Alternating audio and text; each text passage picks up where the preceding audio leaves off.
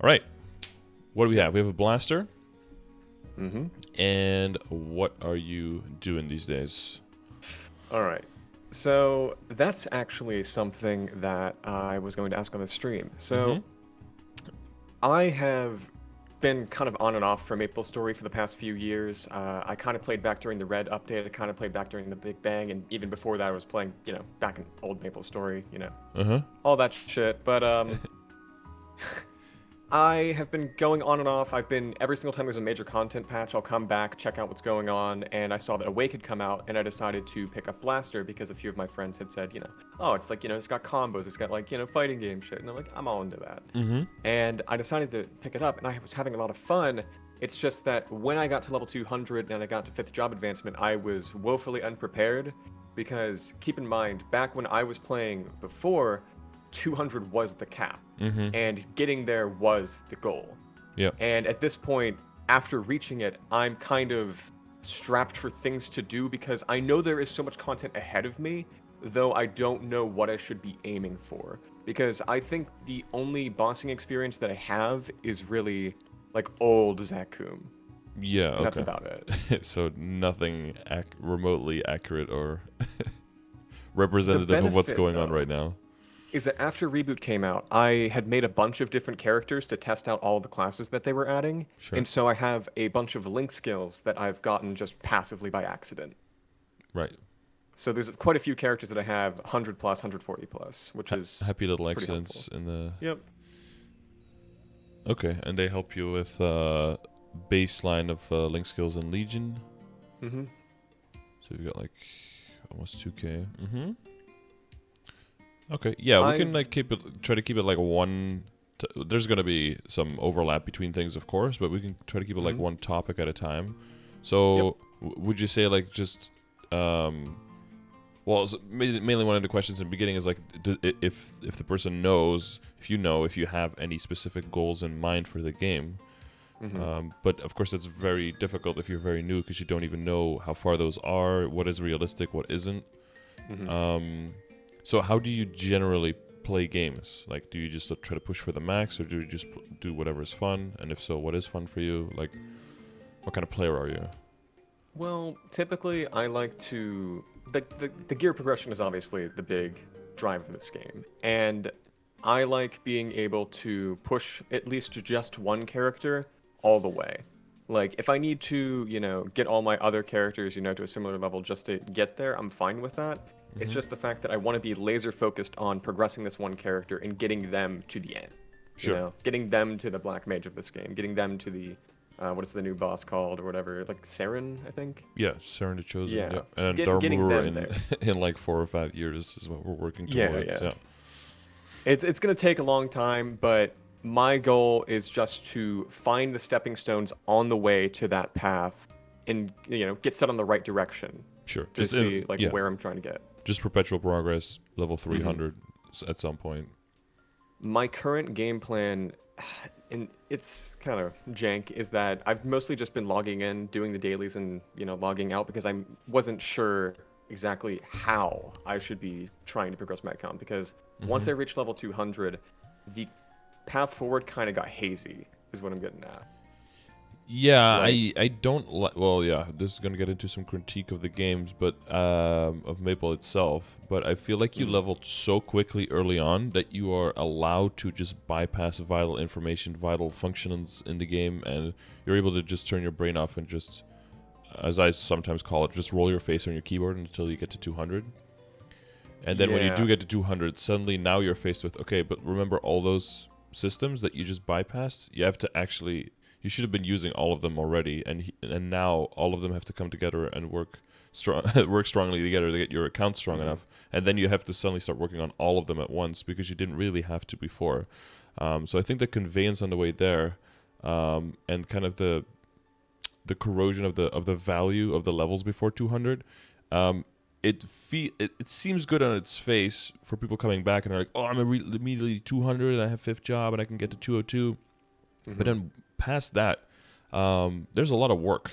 There's a lot of stuff. Oh, yeah. So I try to give people certain pieces of advice when they just start out to make sure that they're already on their way to figuring some stuff out. And in general, I find myself for a new player to just advise, hey, just look at the quests on the left-hand side, like the light bulb. That basically takes an excerpt of all of the most important quests that you have, because you have way more. You have thousands of quests in this game.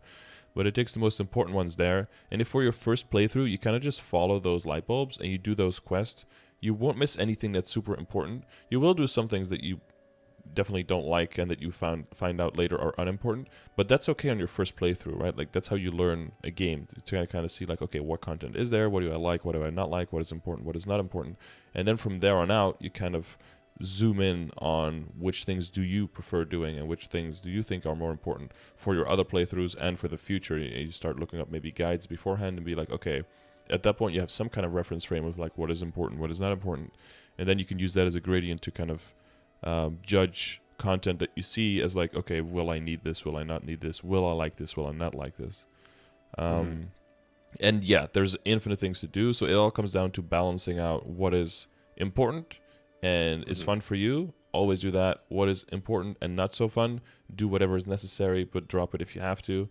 What is fun but not important, also do that if you have time, so that you can keep the whole experience fun, right? If something is unfun and unimportant, please, by the love of God, just don't even consider it. Don't put yourself through that. Don't grind your face against that. If you have like hours free and you're like, whatever, I could do that, just, you're basically paying oh god, there's like a saying when it comes to like, if you're like that you're already like drunk and you drink more, you're basically paying your energy from tomorrow already. Like, you're like, like you're spending tomorrow's time already. And it's kind of like how I think is, if you do that too much as well, you'll find out that you're losing your general enjoyment of the game. So if you're really in this for the long haul, it's all about like checks and balances of like, okay, what is really important right now? So that comes down to looking at patch notes, looking at event notes, and seeing if there's added value on anything that upsets your current balance of where do I spend my time. And the other thing is just having that baseline of like, where do I spend my time? And some of that is just objective fact and what is necessary for my account, blah, blah, blah. But most of that is taking that objective fact and then taking it through your personal filter of like, what do I want to do today and what do I think is necessary today. And there's definitely a level of okay, I just log in, do my dailies, log out, and that you know in your heart what you're doing is progressing, but you don't feel the progression. And sometimes whether you feel it or not is more important than whether you are or not. You have to like you have to satisfy that level of you as well, so that you can keep feeling like you're having fun and like you're moving forward. And I've definitely had that in my last 4.5 years now that I've come back, that you have to readjust sometimes when you're like, I know what I'm doing is moving forward, but I'm not, this doesn't feel right, so I'm going to shift the balance a little bit. So I guess we'll talk about what all the possible things are that you can do, and kind of try to figure out together what the balance is that works for you. Sure, sounds good. So what kind of so you said boss fights like old Zakum and stuff. So what level are you right now? Currently I'm level 203. I only got one more level past the one that I sent you originally. Okay. And there's a few characters that are about 170 and everything, but those are mostly just my side characters that I got up during burning events, or like just for their link skills, etc., etc. My main character, his arcane force got up a tier since we last talked. It was, I think, level 3, like his arcane orb. Yeah. The symbol, yeah. I think with the Eternal Flame title, I have 120 arcane force right now, but I'm still only 203, so I can't access the Upside Down City. Yeah, right, yeah. Reverse City is 205, yeah. Yep.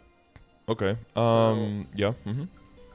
I was gonna ask, getting down the arcane rubber is obviously like the main progression path right now, but what are some ways that I can speed up my progress in general more than just gear? Like what are the ways that I should be focusing on progressing my character as itself rather than just gear? Yeah, so I guess one of the things that you'll learn throughout the game is that gear is more the all of the systems in the game work together, of course, to varying degrees. But since your equips are so transient in the beginning because of progression through the game and getting higher leveled ones, etc., and from bosses that you don't have access to yet, gear is so much more transient versus all the other stuff that's so much more permanent and applies to all of your characters in the game, that gear is actually of lesser importance than a lot of other things. That doesn't mean that gear doesn't add less damage, adds less damage overall, but what it means is that it will only start reliably adding that damage later on once you get those stronger pieces. And the main thing behind that is because in Reboot we don't have trade. So you want to be able to recuperate as much of your value of your previous investments, but you can't always do that. And because you can't always do that, sometimes we kind of under-upgrade our equips and take a lot of value from other pieces of the game that will stay with us the whole time. And in that, of course, I'm talking about Link skills and Legion behind the scenes, and I'm also talking about your V-Matrix and your arcane symbols, for example. Because those will just scale with you the whole time and keep you super strong, and those will never switch. So basically as a rule of thumb for upgrading your equips is you always want to upgrade in things that stay with you as long as possible, so that you can get your max value out of those. I think I actually saw the little list that you made for the one stream where you like tiered them based on how important they were. For instance, weapon, badge, emblem, stuff like that are the most important. So just because of both of those. So like, how long do they stay with you? What proportion of the damage can they add? Like, the combination of those two factors is very important. So it'll be a little bit of everything that we work on, right? But I can give you like the general gist of gear progression. Usually I don't, and especially for first playthroughs, I don't have specifically like a gear progression guide, which is intentional, right? I want people to just kind of experience the game and see what they find, see what other people have, and kind of like make their own way and see what works for them. You'll very quickly, as long as you understand the underlying systems of how everything, like how the upgrading works, how the scoring works, like what gives you a lot of damage and what doesn't, as long as you understand those systems, it's not terribly complicated to figure out what you want to end up equipping. There's a few exceptions, and then when it comes to those exceptions, if you like a Xenon or like a dual, like a Demon Avenger, like maybe as a Kana you'll have slightly different accents, but most of the characters, like 95% of the classes, just go for the exact same thing, and it's just it's fairly straightforward, because the main thing is because set bonuses. Some set bonuses are just so ridiculously good that you just can't get around them, and then once you put those set bonuses in place, you kind of fill out the rest of the slots of equipment that you have around them. I see. But yeah, so the thing that I do have, and that I think can help you, is the dailies command. I don't know if you've seen this one. I have heard you mention it. I haven't taken a look at it yet. So basically, this is like, it's like the light bulb function, but then just specifically towards daily and weekly content in the form of bosses and things that give you money. And so the first grid takes into account like what is the value of this at all? Like, do I want to do this? So you can already get kind of an idea. I try to give the columns to be like things that I think are important, like how much experience does it give, how much money does it give, does it drop flames, does it drop soul shards, are they good, does it drop equips that you can use, and you'll see like a lot of equips that are very relevant progression gear is all under here as well. Pretty much all of it, I think. Not exactly all of it, but like pretty much all of it. And then is doing the boss, is it relevant to learning your character better, to learning the game better? Because some bosses are just really old, have just these archaic mechanics that you just have to turn your brain off and just fight by the boss's rules and I guess beat him, but it doesn't really. You just donga it, just caveman it. Just go full unibrow and just Hulk smash. Yeah, especially as a blaster, just go full smash. Just full combo, just whatever. Yeah, and it doesn't really help you with like, oh, the next boss is going to be the same, but like a little bit more difficult. And a little bit, no, it's just its own separate thing that you just like a obligatory thing that you have to pass, but it doesn't really help you out. Some boss they added in an update back in 2015. It's like, oh, would this mechanic be cool? Let's see. Oh yeah, or like a lot of you'll see a lot of like weapon defense, magic defense, damage reflect. You'll see a lot of those things. You can only do like 10 damage to this enemy at once. Oh, that kind of cool stuff. Yeah. Yeah. Thank God there's only like a few bosses that have that, but yeah, stuff like that definitely exists. And then the second one takes that same content and then kind of spreads it out over at what levels do I think that's relevant for you to participate in, basically. Because and this assumes a certain, like, an average level of funding that I think is healthy to be able to do the content around your level, quote unquote. So basically, in the past, we always looked at damage range, right? Just like what's your range, what can you do, blah blah blah. But damage range has become a horrible indicator because I think about 90% of your damage comes from sources. Might be a slight exaggerating, but that don't show up in your damage range. So and that's very does very. that include IED? Like, does damage range include stuff like that, or no? No, the IED is so basically what your shown damage range in your window is if you hit a normal monster, what would the base damage range multiplier be before skill percentages and everything? That's what that shows. So that already includes, for example, the pencilier set effective damage to normal monsters, even though that won't apply if you're attacking boss monsters. So it's not even the base damage skin. There's already been some calculation with it that isn't even accurate. The IED would apply later on, but then again, the IED number, there's also a visual number and a functional number, because the visual number shows, regardless of what skill you use and regardless of what monster you use, what is the IED being applied. But targets can be debuffed, and certain skills, specific skills, can be buffed. And at that point, that number, even the number that you see in your set window, also isn't accurate. So that's why we have to get a little bit deeper and a little bit more mathematical and use calculators to figure out what's our actual situation. And well, because damage range, it's very easy to say like, oh, damage range is bad, but then what is a good indicator? Like, what can we use? Because you need something to kind of to look at. So what I made was the progression grid. You've probably seen that one. I believe so. Oh, yes. With all the different types of things you want to work on, right? And basically, these are just all the things that give you damage, quote unquote. So if you are working on on everything in the game, these are the goals that you want to aim towards. And if you are ticking basically all of these boxes, or you're like close enough, you're approximating like within the margins of your level, you're approximating all these numbers, then your level becomes the indicator. And then you can use your level indicator in the dailies grid and see like, okay, I am that level. I am how strong Scardor is expecting me to be around this level. So now this content is all like relevant for me. Does that mean that you can only do this? No. If you want to do something else, you add something else. Does it mean you have to do all of this? No. If this is not fun for you and you're okay with missing out on the benefits of this, then by all means don't do it. Right? So it's just a general guideline of what you think might be general advice. good. Yeah. Okay. And this is based on, on this stuff, right? On like, what is the value here? What kind of stuff does it drop? Is the bossing experience good? But it's generally aimed already at long term, so it's like in that direction.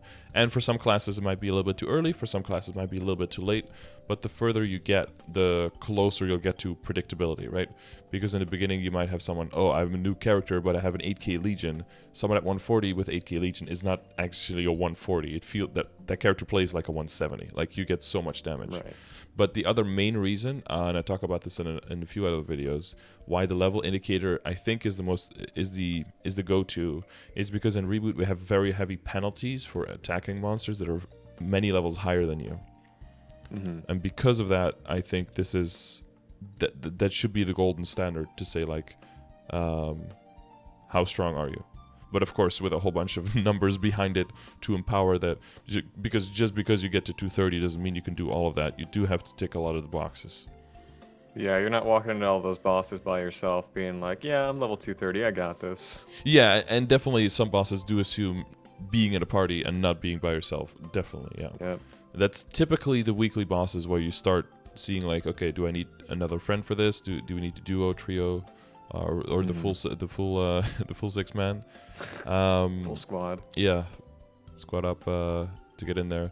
Some bosses I will definitely say are sometimes harder with 6 men than with like 2 or 3, because there's just more chaos going on, and especially if everyone is new and trying to learn the mechanics, it can actually get more complicated with more people. I think the sweet spot for boss parties, unless for the hardest ones where you just need as much damage as you can get, is probably 3 or 4 people. That's probably like a good amount to practice and to learn the mechanics.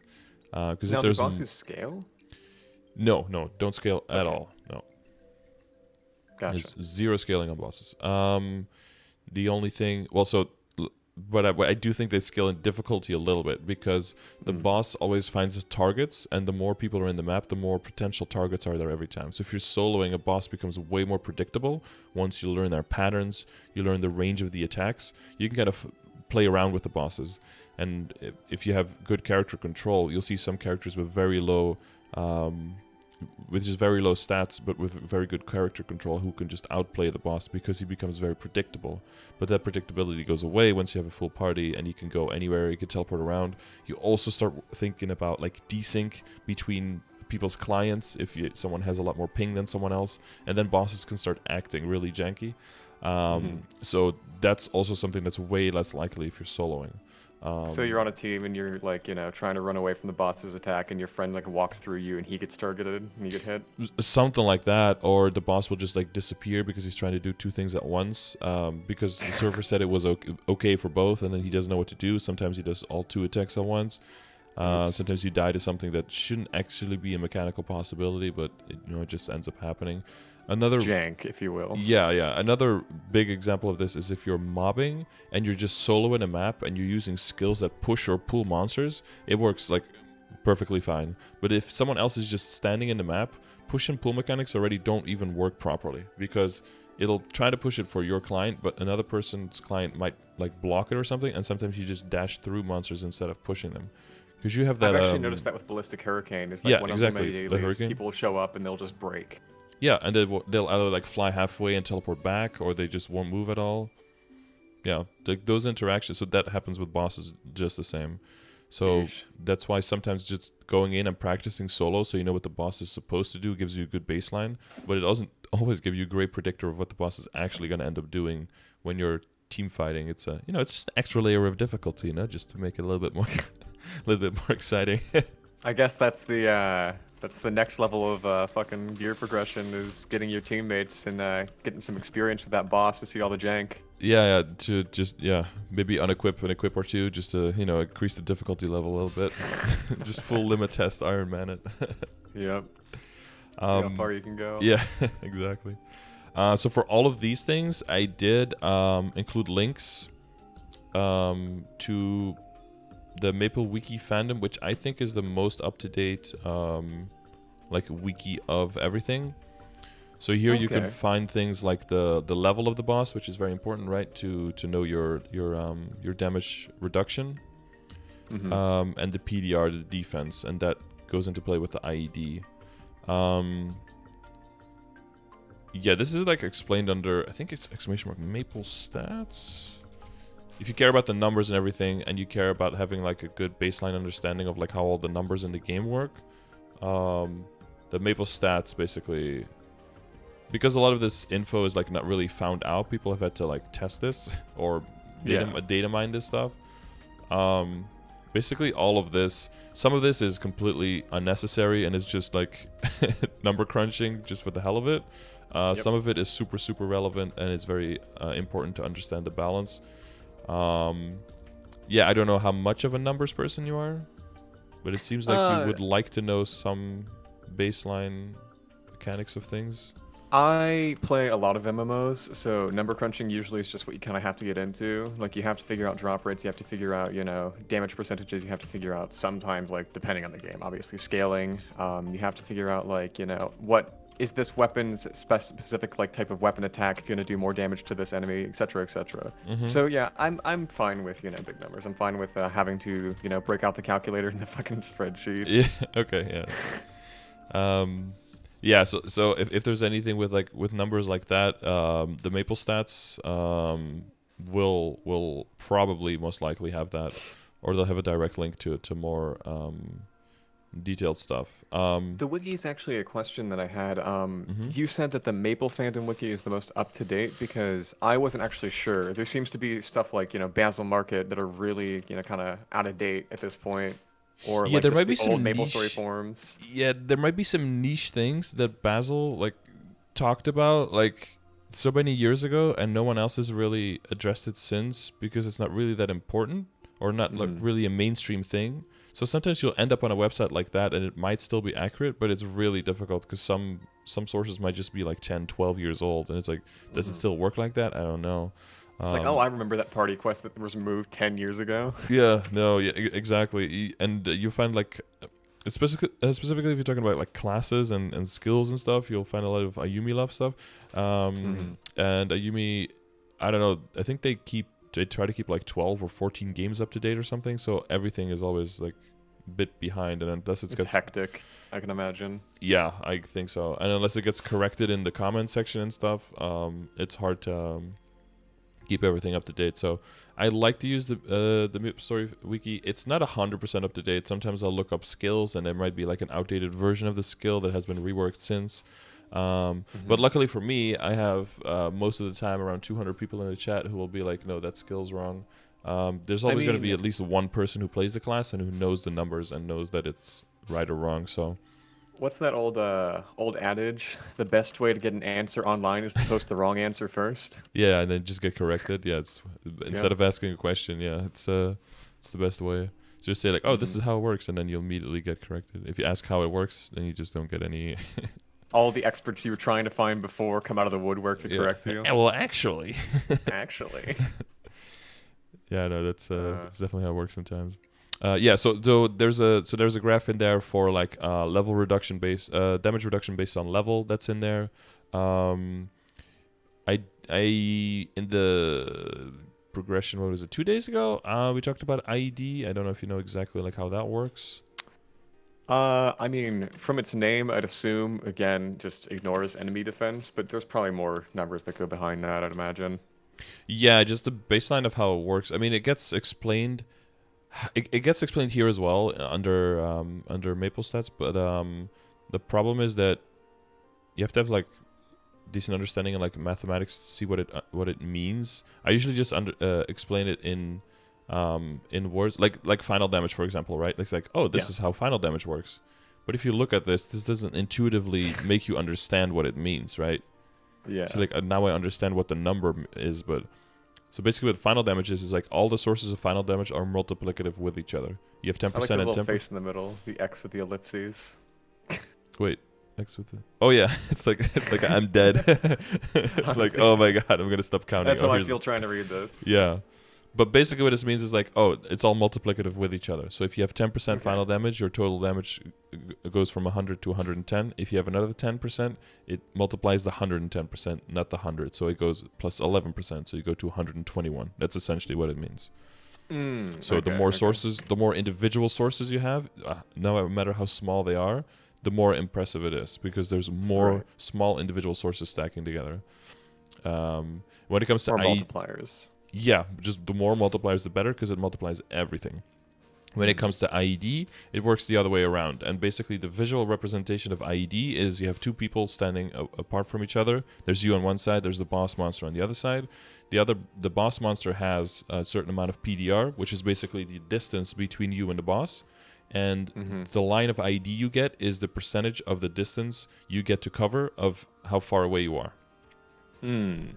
And that's how Okay. you see it. So if you get a 40% line, you get to move 40% of the distance, which of course the more you have is represents less actual distance, but gives you the same percentage of getting closer to where you want to go, to the full 100% basically.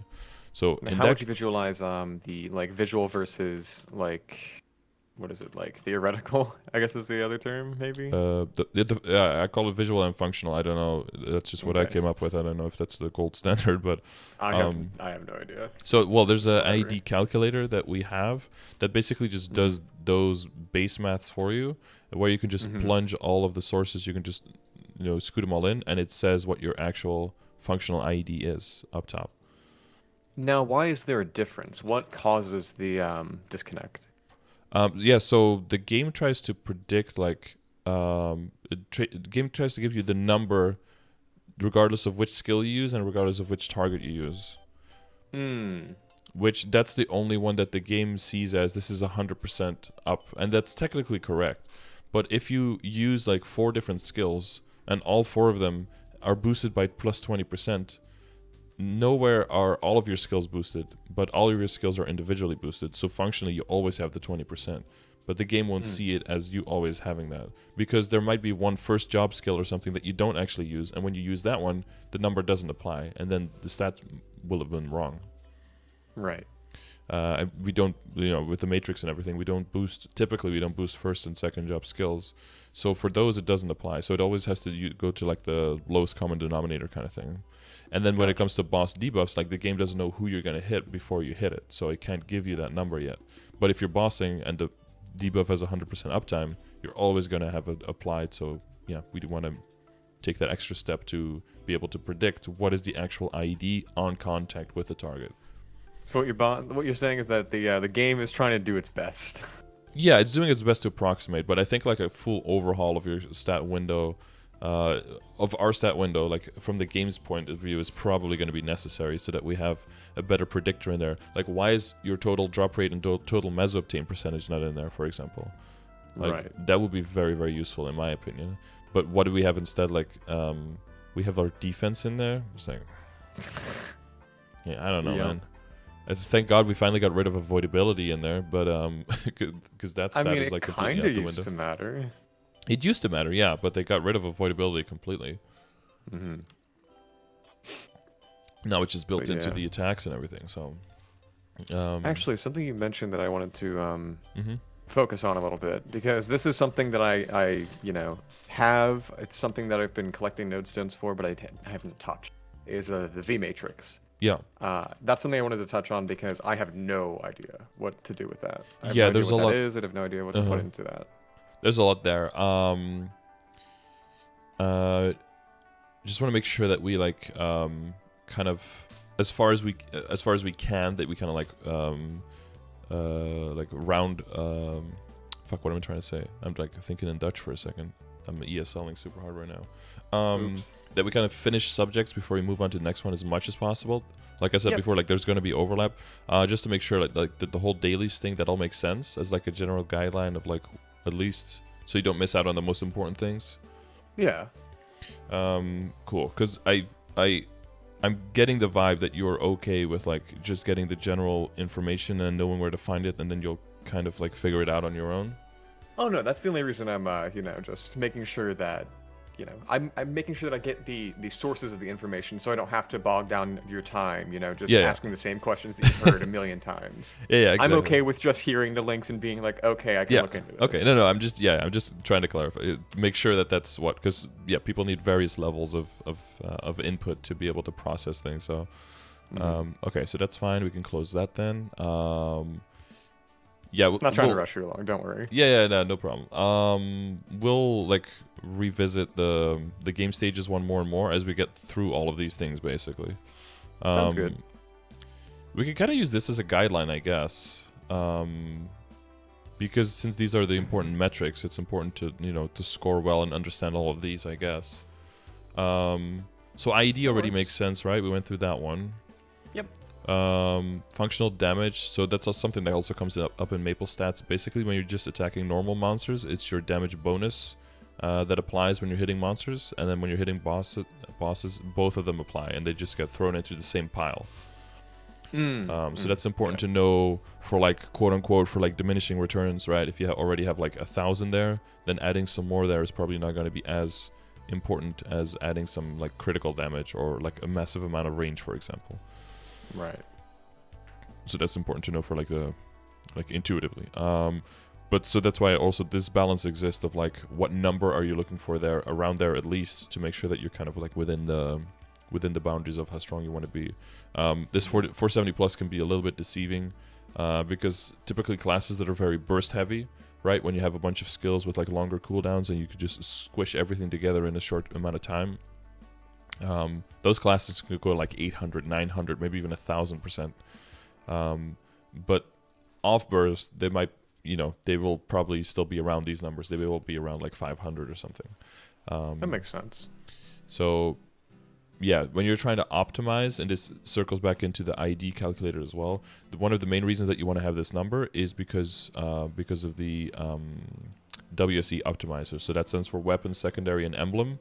And those three are like your cornerstone of your damage, basically, because that's where your percentage attack, percentage damage, and ID comes from.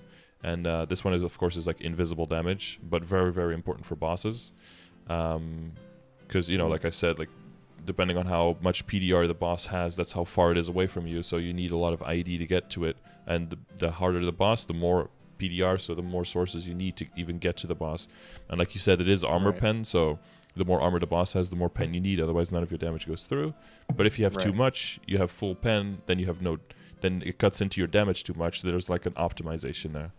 And this one will help you visualize that optimization and give you the alternatives so you can see how far away they are. Because maybe you already have something that's really, really close to what is the most optimal. And if you want a number crunch, you can like throw it into a calculator if you want. Is it cubing? There's like calculators that people have made where you can be like, oh yeah, no, I want the emblem. I want to like red cube it. It's already legendary. It's level 100. Yeah, let me just get that 3-line attack because that's like a little bit better. It's like, okay, well, we can do that for you. If you throw cubes on there, that's going to cost you, like somewhere between 22, 38 bill average cost, 22 median. One unlucky guy spent 201. One lucky guy got in at 61. You can see the percentiles. You can see how many cubes, right? So if this is something you want to do, big range. Yeah, and that's because there's just so many outs. Yeah, you could see the histogram is okay, but like some people get like wildly unlucky, so that's why the average is very heavily skewed towards the towards the unlucky side, right? The median is probably a little bit more predictive, but you see like 75% of people within 52, like that's already, that's very wide margins, big standard deviations there. It reminds me a lot of scrolling in old MapleStory, because you always had the either you get it on the first try or you accidentally blow up your weapon and have to go farm for it again, and then farm a trillion mesos just to get it back. Yeah, that's part of star forcing, so you can get up to 17 with safeguard, and then past that there's no safeguarding and you can blow it up, and then you get a trace that brings your item back to 12 stars. So that's kind of that system, yeah. If you get lucky on the first try, they didn't want you to quit after you blew up your god weapon. Well, yeah, they really implore you, especially in Reboot, to work harder first, get backups, and then risk it. And some people don't, and then some people burn themselves and end up quitting or end up switching characters.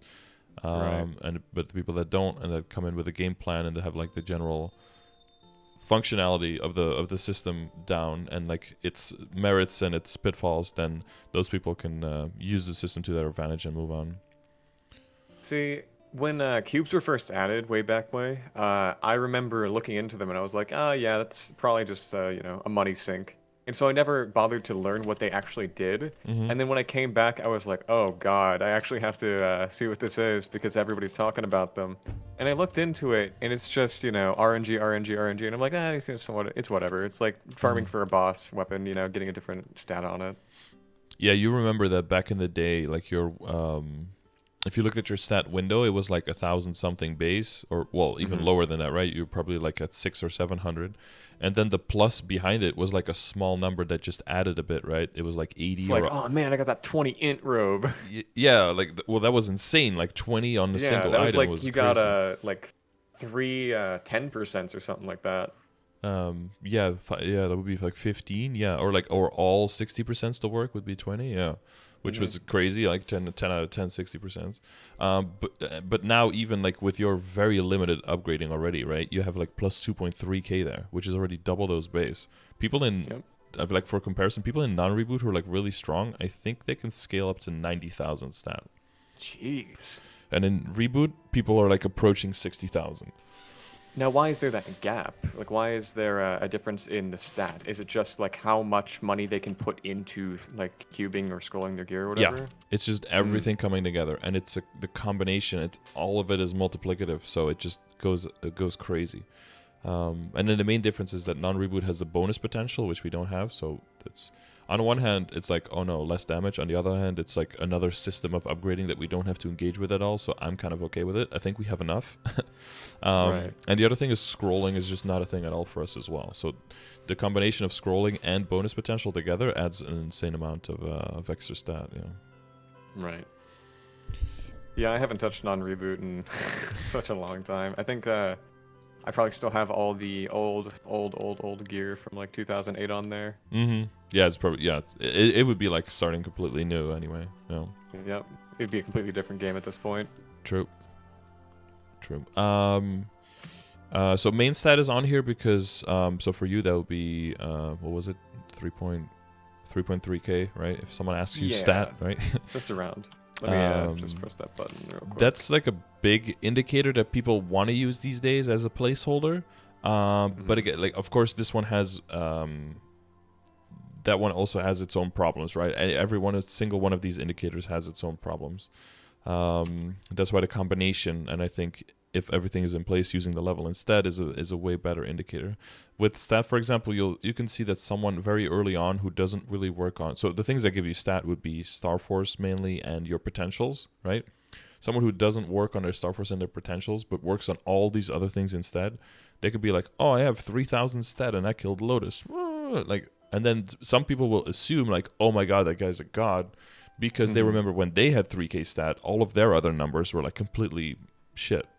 So they will assume the correlation and the connection with all the other numbers in their brain. But it's important to not, but then that person might be level 240 and might have their boost nodes maxed, which can give you up to 120% final damage per skill, which is way more important than whether you have 3,000 stat or 6,000 stat. Now, what comes into this is there certain bosses where some of the stats will matter a lot more than your, like, like, is there something where ignore enemy defense will matter more than crit rate, or are they all generally applicable for most content? Well, so the bosses have different levels of PDR. So IED would be the only stat that would have different levels of application there. And that is why the goal here of what IED to go for, depending on your level, is different. Okay. It's not only because you have access to different sources and because you can exhaust those sources to different extent, but it's also because the bosses just demand more or less of you. So there's less of a priority or more of a priority to focus on those stats to be able to get your damage through. So bosses in this range usually have only like up to 100% PDR. Bosses here have like starting from 200 up to 300, and bosses here all have 300, and later the Saren that's coming has 380, which won't be a huge problem. Won't be a huge problem for us, but for KMS it's kind of a problem. We have some extra sources of IED that KMS doesn't possess, and some of those don't go at the expense of pretty much any damage, so it's very easy for us to just get a bunch extra and not have damage reduction. Yeah, I guess we didn't really talk about that, but so just specifically for IED, so if a boss has 100% and your IED is 90%, you block 90% of that defense, 10% left, and that 10% is a final damage reduction on your damage output, basically. Okay. So that's how that works. But if you have 90% and the boss has 300%, then you're blocking 90% of it, so 270. So that leaves 30%, so you get 30% docked on your damage. So you only deal 70% of your damage.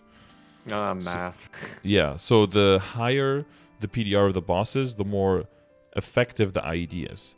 So if you go from 90 to 91 on a 100% PDR boss, you go from dealing 90% of your damage to 91% of your damage. So that's a small increase. But if he has 300 and you go from 90 to 91, you go from dealing 70% of your damage to dealing 73% of your damage. Now, is there any way to get functionally 100%, or is that just impossible? There are, so functionally would be like through the calculator, so that would be a no, unless there's, try to visualize again, like the people standing apart, right? The boss on one side, you on the other side. The only way to reach them and to actually get to where they're standing is if one of your sources is 100% and is doing the whole distance. Whether that's the very first source or the very last source, doesn't matter. If it's the very first source or the last source, that means all the other sources are completely obsolete and you get rid of all of them. That actually ties into a funny story. When they released Familiars, which we'll get into in a little bit, right? But you have the spider. There were familiars that got IED lines on them, and then when the system was just released or just revamped, they made a mistake where if you had familiars with a lot of IED, what they would do is they would pack all of the IED of all of the familiars together, up to 3 familiars, so up to a total of 6 lines, and they would package that as one source of IED. So what some people had, they had like 40%, 30%, 30%, and they had, boom, 100% from their familiars, and they actually had 100% functional IED for everything, so they could get rid of all the other IED. So that was obviously fucking broken, so they were like, we're going to put a pin in that and circle back. So they obviously fixed that part. But yeah, if that happens, the amount of freedom you suddenly have for everything else, right? You don't need IED in your hyperstats. You can get rid of it in your Legion. You can get rid of, right? So some classes will have 100% IED skills, and those classes are the ones that shine early on, specifically like a dual blade, for example. If they dodge an attack, they get 100% crit rate, so boom. Anything with crit rate and that they have to work on, immediately out the window. And then they have 3 or 4 major skills that all have built-in 100% IED. I think 3. And all the other ones have at least 30% built into the skill itself. And then the only one I can remember is Adele has that one skill that gives them IED. The rush skill, and they have Grave Proclamation. Yeah. They have a passive hyper as well. Yeah, they have some sources for sure. So certain classes will just shine early on because of that already being there. A lot of other classes will rely either on the potential of their weapon secondary and emblem, or on a combination of their link skills and their Legion. Well, ideally like a combination of all of the sources that you have access to before they can really get online with that. So that's why certain classes you'll see like, oh, I did solo progression at level 200, I was already able to do this. That's because the kit of those classes is just insanely good. And they could just hard focus on just damage because of the other, because you know they're already ticking these boxes right here. Right, like their skills are already making sure that they can do all the content.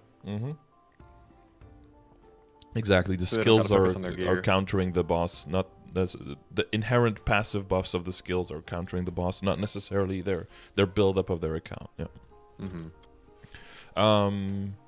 Right, so that's why. So the higher you go in stat, the more predictable it becomes, because no one is going to be like, oh, I got like 3 lines of my main stat on everything, but I have like a Legion of like 500 and I have like no IED. Like no one's gonna do that because it doesn't make any sense of how much money that costs. Plus you have to get so far into the game and get such strong gear that you would have to already tick some of these boxes to even get to the potential of being able to do this. So the higher you go, the less variance there is between these things, and the more predictable this thing comes. You can see like someone is 60k stat is like, oh, I bet you can't kill Zakum, but someone who is 2k stat could probably mathematically could be in like a hard lucid run and survive, because you know you can just get carried, right? So it works one way but it doesn't work the other way. So crit rate is super important because it applies, so critical damage isn't in here because it's all over the place with how many sources some classes have, because a lot of classes have either like no built-in critical rate and critical damage, and some have like 60 or something, so it's very hard to say like this is how much you should have. Essentially, though, with the limited access to critical damage, it's just more the better. If you can have access to it, go for it. And the reason that you want the critical rate is because if you don't hit a crit, you don't get the critical damage. And since it's such an important multiplier, you want to get crit. But you don't want to go overboard early on and you know, jeopardize all of your other sources. So there's a certain balance to it. But you do want to make sure that you get to 100% relatively quick. I suppose that's like really going to depend on your class, though, because I do remember Thieves having that one passive skill that's just like, oh yeah, here's your crit rate. Here's your honorary crit rate for being a thief. Yeah, you'll see some classes just get it out of nowhere, and other classes have to like scrounge, have to get the crumbs of all the little sources, all of the little places where you can get it. And put all my hyperstat in here. Yeah, and just squeeze everything together to try to get that 100%. And then some classes, archers later on in the game go over 100 because doesn't it get like triple crit or something? They have a skill where all of your crit is allowed to apply, and then you get a percentage of your total crit added to your critical damage. So for your burst, that gives them a huge buff, basically. When that skill is max, it gives you 50%, and then you'll see endgame archers go up to like 160% crit or something. So during the burst, they gain 80% critical damage, which is absolutely massive. They'll go over 200. I think they'll go like over 200% critical damage. They go to like 280 or something. Something nuts. Surprised I don't see more of them. Well, I mean, that's a good thing that they have, but archers in general, I don't know. They're kind of like forgotten. I don't know. There's out of all the types of classes, archers are the least represented. Yeah, I Um, noticed that. There was like Mercedes, and that was like the last class they made for so many years. yeah, you have Pathfinder that came out not well a bit ago, and then there's the Like new one. 2016. Yeah, and Kane is coming. Kane is coming hopefully this summer. That's a new archer that's coming. But yeah, I always think about it like how many ways can you can you invent shooting an arrow from a bow, right? It's gotta get pretty difficult to like imagine those kind of things. Yeah. But I mean, I think yeah. Pathfinder was probably the most interesting with the tracking arrows and whatever. Tracking arrows. Yeah, because they shoot their bow and it just like automatically targets. Oh yeah, with Cardinal Deluge, like finds targets near you and stuff. Yeah. Yep. Okay, but yeah, that's why crit is very important. So that's why we'll look into that. Yep. Looking at all sources, functional IED. So IED makes sense now perfectly, right, with the importance and the numbers and everything.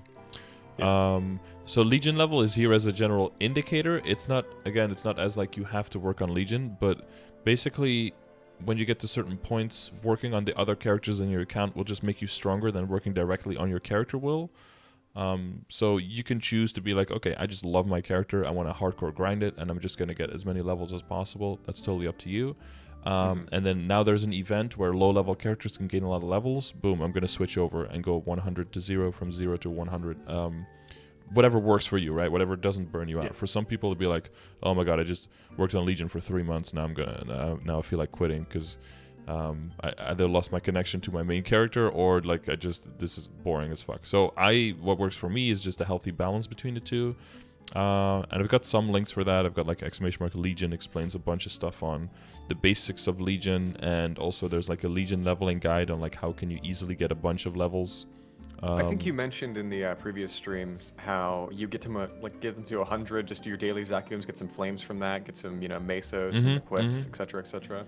Yeah, you can also throw you can also throw Monster Park in there, but Monster Park is an insane amount of experience as well for new characters. But there's like time gated progress connected to that content with your main for the medal. Yeah. Yes, I said it right this time. I constantly confuse badges and medals. Yeah, for the Monster Parker medal. So if you're working on that one on your blaster, because that's one of those sources of IED that doesn't go at the expense of a lot of other damage. So that's like a good cornerstone of building your IED. Yeah, so you can. I would use it first to get that 7-day Monster Parker medal on your blaster, and then after that you can use it as a source for extra experience. Right. Now, the thing with Monster Park is I started doing it early on, like really early on, when I started playing again, but I never actually did it like as a daily thing. Should I have been? Like, is that something that I should really focus on for progression? Yeah, so you can choose if you just do like the furthest Monster Park to actually get experience from it. Generally, I don't advise that because it would be more experience per time within Monster Park, but it would be less experience per time compared to playing. So if you see Monster Park as just I'm trying to get the clear, I'm trying to get the box, and the main value there is you get the clear towards your medal, but you get the clear, you get to open the box with the coins, right? So you can buy the special potions. Yeah. And it's always worth it versus like how much you gain from having the special potions. Yeah, that's always worth it. Okay. And you know about the extra coupons from the Reward Shop and from the Cash Shop? I do not. Okay, so you have 2 free clears a day, but you can do up to 7, so you can get 5 extra clears a day. And those 5 you can either get from the Reward Shop for reward points, or you can buy regular under the Convenience tab for mesos. Okay. Those are 3.5 Should mil I? each. I think there's definitely a point where if you go too early when you can't kill enough bosses to like get the value back, it might be a little bit too expensive. But if you're the value of having the potions on at all times, I don't think you need the green pot, but like the red pot and the gold pot, maybe the red pot for bossing or for mopping when you still need it, the gold pot for more experience. I think that's always worth it. Yeah. Right. But yeah, it's 3.5 mil per attempt, so 5 a day is 17.5 mil every day. as like a base expenditure, you can imagine like if you're further in the game, 17.5 mil a day is like nothing. But if you're just starting out, it might be a more significant chunk. But it's definitely, I would say, one of the higher priorities to spend money on. Yeah. I do remember I started a dual blade yesterday, and I got one elite boss or elite monster or whatever, and they gave me those meso bags, right? Yeah. And I immediately just got 80 mil just by opening those because I got really lucky. Yeah. And I was like, oh, okay. Yep. Yeah, it can it can switch just like that. Yeah, the more static income is like is in the dailies command, right? So the more static income is Maple Tour and Ursus. Yeah. Yeah. Are you doing both of those? I'm not, because I do not know how. Okay. Okay, let's see if we don't segue too hard or like tangent too hard here. Well, this is part of income. Yeah, so Maple Tour is like a is in the major towns, is like a, it's called MNN, I think, MapleStory News Network, whatever. It's got those major towers. It's basically like Monster Park, very similar. I have a Maple Tour video about it, but basically you, instead of Monster Park where it pays out right after the run, basically the Maple Tour like gives you a certain amount, but it like banks it for you for a week on that character. So you gotta keep coming back to that character to clear more and more. And then once you're on the 8th day, it'll say like you have to pick up your money first before you can go again. And then it gives you like all of the money that you've saved up in the last 7 days combined. And then it doubles it for you if you wait the full 7 days. If you take out the money early, you just get the standard amount. But if you wait the 7 days, it doubles it for you. So it's like a delayed gratification kind of thing. Yeah. Nice. So that's 2 free runs a day. And for that, you can also get extra runs, but that costs you Maple points. So that's like in the pay-to-winny aspect. So that's an option if you ever have Maple money? points. I thought that was NX. You can buy Maple points with NX, and you can also get Maple points in other sources. Sometimes in events, there's like coupons for NX that you can get.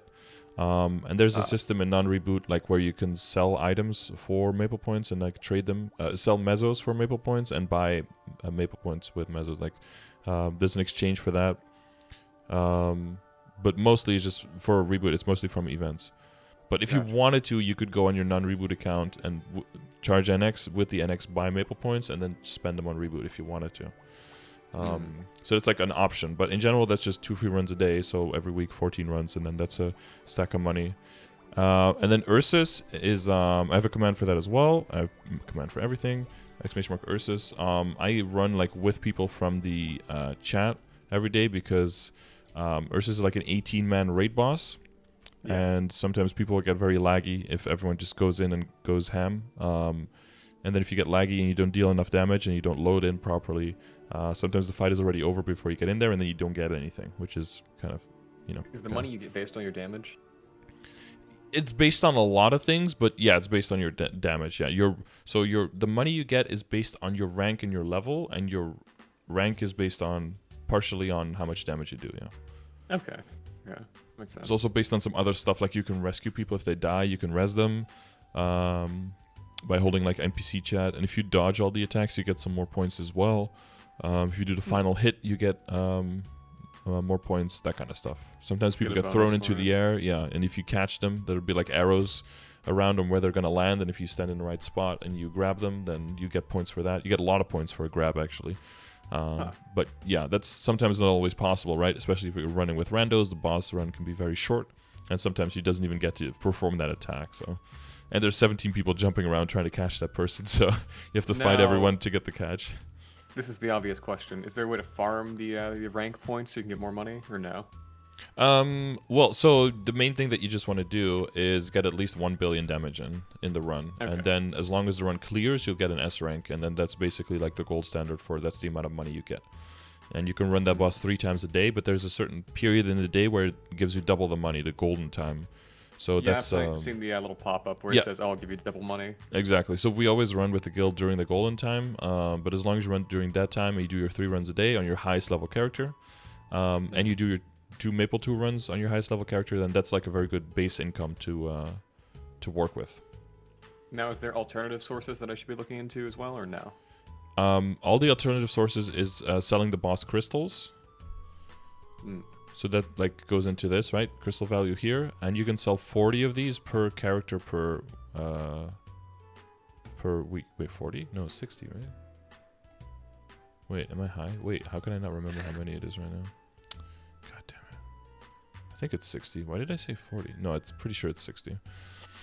Yeah, okay, chat is saying 60. I don't know why. I mean, I don't think I'm going to reach that right now because I'm not killing 40 no, bosses. No, because you don't have enough bosses, right? And there's definitely also a degree where some people are like, oh, I can sell up to 60 per week. I'm going to make sure that I math out exactly how to get those 60 every single week. And I'm like, in the time that you're spending mathing that out and doing all of those bosses, if you just trained, you would have made more money and just looted the money from training. So there's definitely like an opportunity cost there to not go too crazy. But you can see like the lower level monsters of like 2 mil, 3 mil crystals, and that's nice, you know, that boosts you a little bit. 4 mil from Van Leon. Easy Cygnus, if you can kill it's like 23. All of a sudden it's like, oh, that's a weekly, but that's worth like 6 daily. So if you can do that in a decent amount of time, that could be worth 4, 3, 4. It's mainly once you get to this point where you have like normal Magnus, hard Von Leon. Once you can start doing these and it's like 7, 8 mil each and you can kill them pretty quickly, that's when it really starts adding up. Because you can think about, oh, you just do like 4 of these bosses a day or something. That's 30 mil a day. And so every week that's 200 mil that you're just getting out of that, which is a decent sum. Now, is there a resource that might help me to figure out how to do these bosses? For all of these bosses, for the relevant ones, for like the higher level ones, I'm trying to do like boss breakdowns that are more difficult. But we're talking about anything. I mean, I've got like CRA videos on my YouTube channel. Hard Hela we run like a decent amount of times. So well, for all of these, it's going to be like some trial and error. But if there's any specific boss you're looking at, I can always give you like a few starting pointers to be like, look out for this, look out for that. But most of these I just learned by myself as well, by just going in and just getting my ass handed to me and just figuring it out. Right. But there's going to be some YouTube videos out for most of these, yeah. Hopefully from the point of view of your class. Maybe you can find 1 or 2 YouTubers who do like blaster content. And they will incorporate more detailed information like what combos do you use, you know, how far do you glide or bob or weave, whatever, in this situation, and how does that make it so that you can get through this boss faster. And they'll be more heavily connected and detailed with like what is the hitbox of this skill and how far does your specific skill let you move, and therefore what is the optimal thing to use in this situation. See, I feel like I picked one of the worst classes for resources, because every single time I've looked up Blaster Guide on YouTube, it's like, oh, Korean, great. Yeah, there'll be like there's one guy was doing like a lot of Blaster stuff, but he moved over to Adele because basically he was saying that it was like too much effort for too little return for Blaster. See, I just like the more engaging experience that Blaster offers, because it feels like with other classes you just hold down you just tape down your butt and go make a sandwich, something like that. Yeah, I definitely get that. Yeah, that's what I have in the class grid. Basically, I tried to represent that as the key input, the key input metric here. Right, like to which extent does pressing more keys actually make the character better? And some classes score very, very low on that, and some classes score very, very high on that. So if you're looking for other classes maybe to play, you'll definitely look for characters that score very high at that. Right. One class that definitely comes to mind is Kadena, that definitely has a decent level of key involvement and needs certain combos to be pressed properly so that your character doesn't go like flying through the map and becomes more of a controllable source of damage. I'd imagine for bossing that's quite important, because you might just fall into one of their attacks. Yeah, exactly. Yeah, you don't want to like drag yourself through a hitbox and then get destroyed by that. But from everything I've heard is that class seems to have around the same level or a little bit more in some situations, a little bit less in some situations, like key input heavy reliance, but ends up giving way more payoff for it from what I generally have heard. So not telling you like get rid of this class, but with every class there can be a point in the life cycle where you're like, okay, I don't know if I really want to commit and go further at this point. So why is this a different font? I think the quote that you put in there was like high effort for ... reward. Oh yeah, I put that somewhere.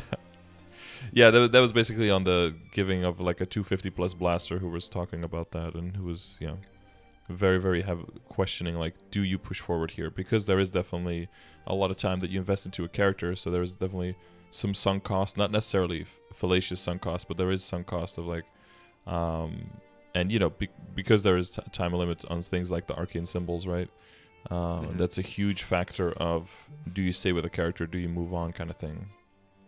Right.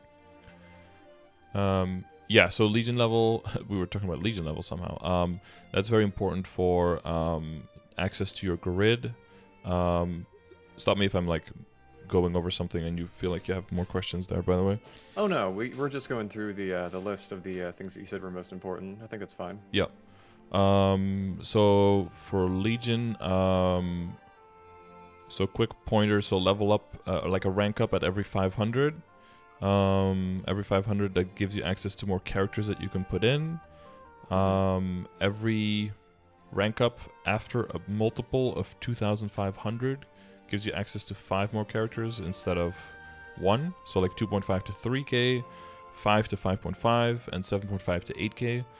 Those will give you access to 5 extra characters, which is really nice. So every character has their own member bonus, right? Member bonus can only apply once per class. So you could put 15 kanas in there if you want to, but only one of them will give you a member bonus. But all of them will give you grid bonus, because grid bonus just looks at what is covered by characters. So it doesn't necessarily matter what classes you put in. If you're getting like different classes, would give you different member bonuses, obviously, but they're all going to give you the grid bonus, no matter what. Yeah. So ideally, you want to dip on both, right? That would be the best thing to have. And the other thing is, if you really go just like one class because you want to min-max, you want to get whatever is the highest level, and you're just switching out characters. I talked about this last time. You can switch out characters if you want to that aren't going to give you any stats anyway. The positive is it could be way faster. The negative is, what if you want to switch mains later on, and then what is the optimal character setup in there? Suddenly you don't have any of those characters. Is there any downsides to just getting every character to like 140, 200, like every single class? The downside is that time? Yeah, that some characters will be more annoying and more slow to play. That's the only downside, I think, yeah. Okay. But for your setup, it will mean that regardless of what you're going to main, you'll always be able to get the ideal setup to boost them to the max in there. See, my biggest problem with Legion is that I have ADHD, and so I will be constantly switching classes anyways, right? And so I'll be like, you know what, I'm tired of Blaster today. I'm going to go play a different class, and so I'll like make an Evan or something, and then I'll be like, man, I'm having a lot more fun. Yeah, grass is greener sometimes, and then 2 days later you're like, never mind, let's do something. Yeah, no, that's fine, and that's actually MapleStory is great for that, because every character now, and so that's in the links grid. I don't know if you've seen that one. I have not. So this is like all of the link skills and all of the Legion buffs of all of the characters in one grid, and organized based on like importance, and like color coded into like what is early on, what is very important, what is for bossing very important, what gives you utility, and with like a general. What rolls out is like a general advice in which order to make characters to help your entire account, and as a result, help whatever character you end up maining, basically. I'm looking at that the Beast Tamer and the Zero being so close to the top. I was thinking of making them before they went away, and I was like, one day before they went away, I was like, I should probably make one of those, and then I fell asleep.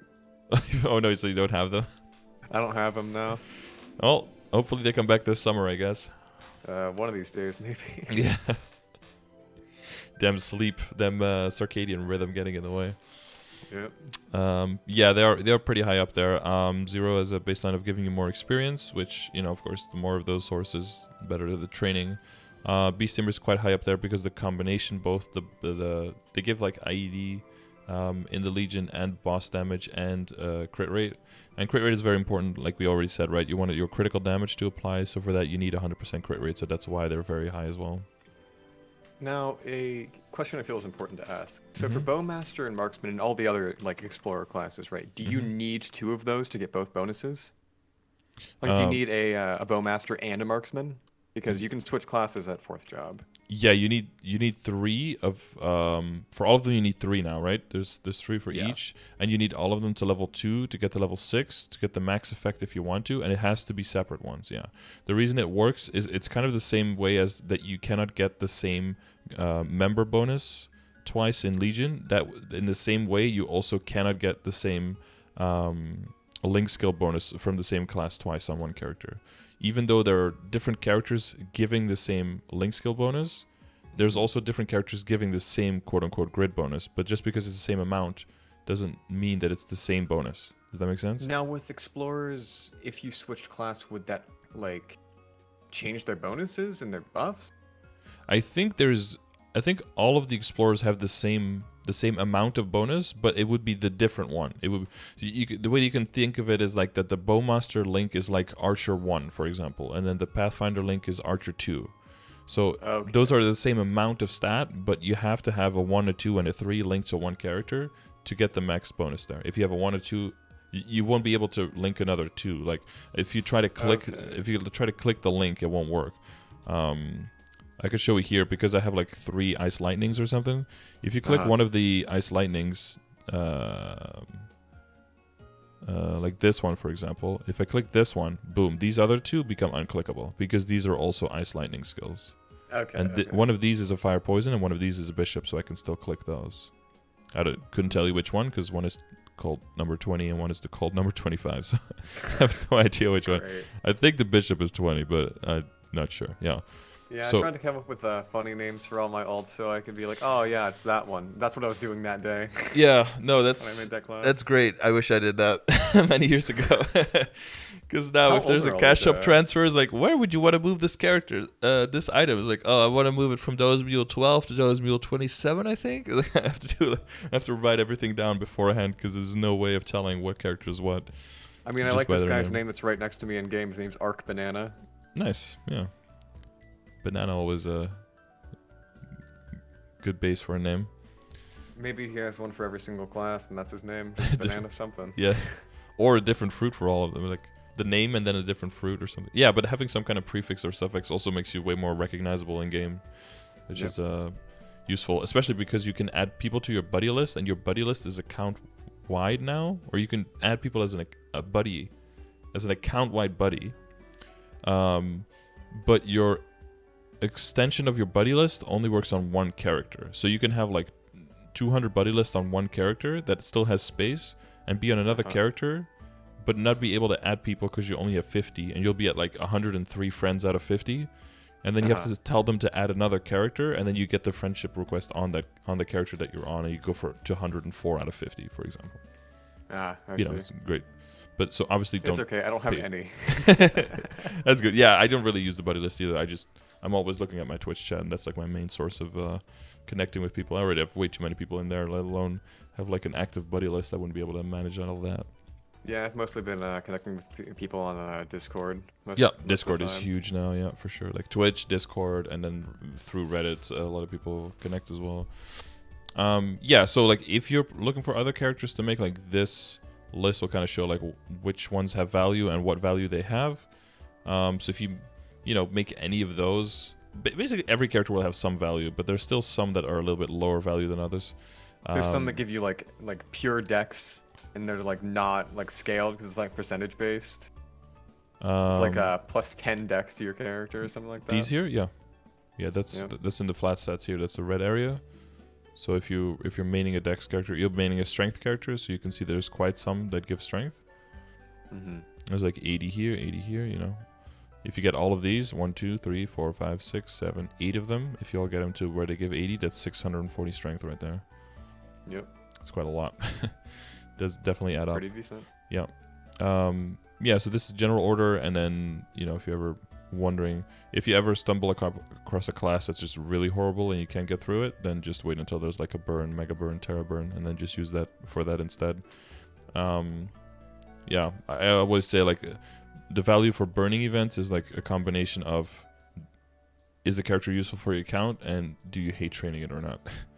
That's what I think is the best value. The biggest problem isn't like the classes themselves, because I used to play private servers all the time where I would go, play like I don't know, like really old, like broken classes where you have to HP wash and stuff like that. Mm-hmm. And training those was hell. Like it was absolute hell. But, I got used to it, right? And Mm-hmm. so, like, even playing something like Dual Blade that hasn't had an update or a rework in like quite a while, like their skills are bad, but they're not like, the worst. They're not like, they're gonna make me quit the game or something like that. What is the worst is when you see those skills and then an Adele walks into the map and it's like, all right, this is mine now. Because you can't do anything. No, yeah. There's no recourse there. Yeah. It's Yeah. always the like I'm trying to train and I have bad skills and then the guy with the mobbing comes in.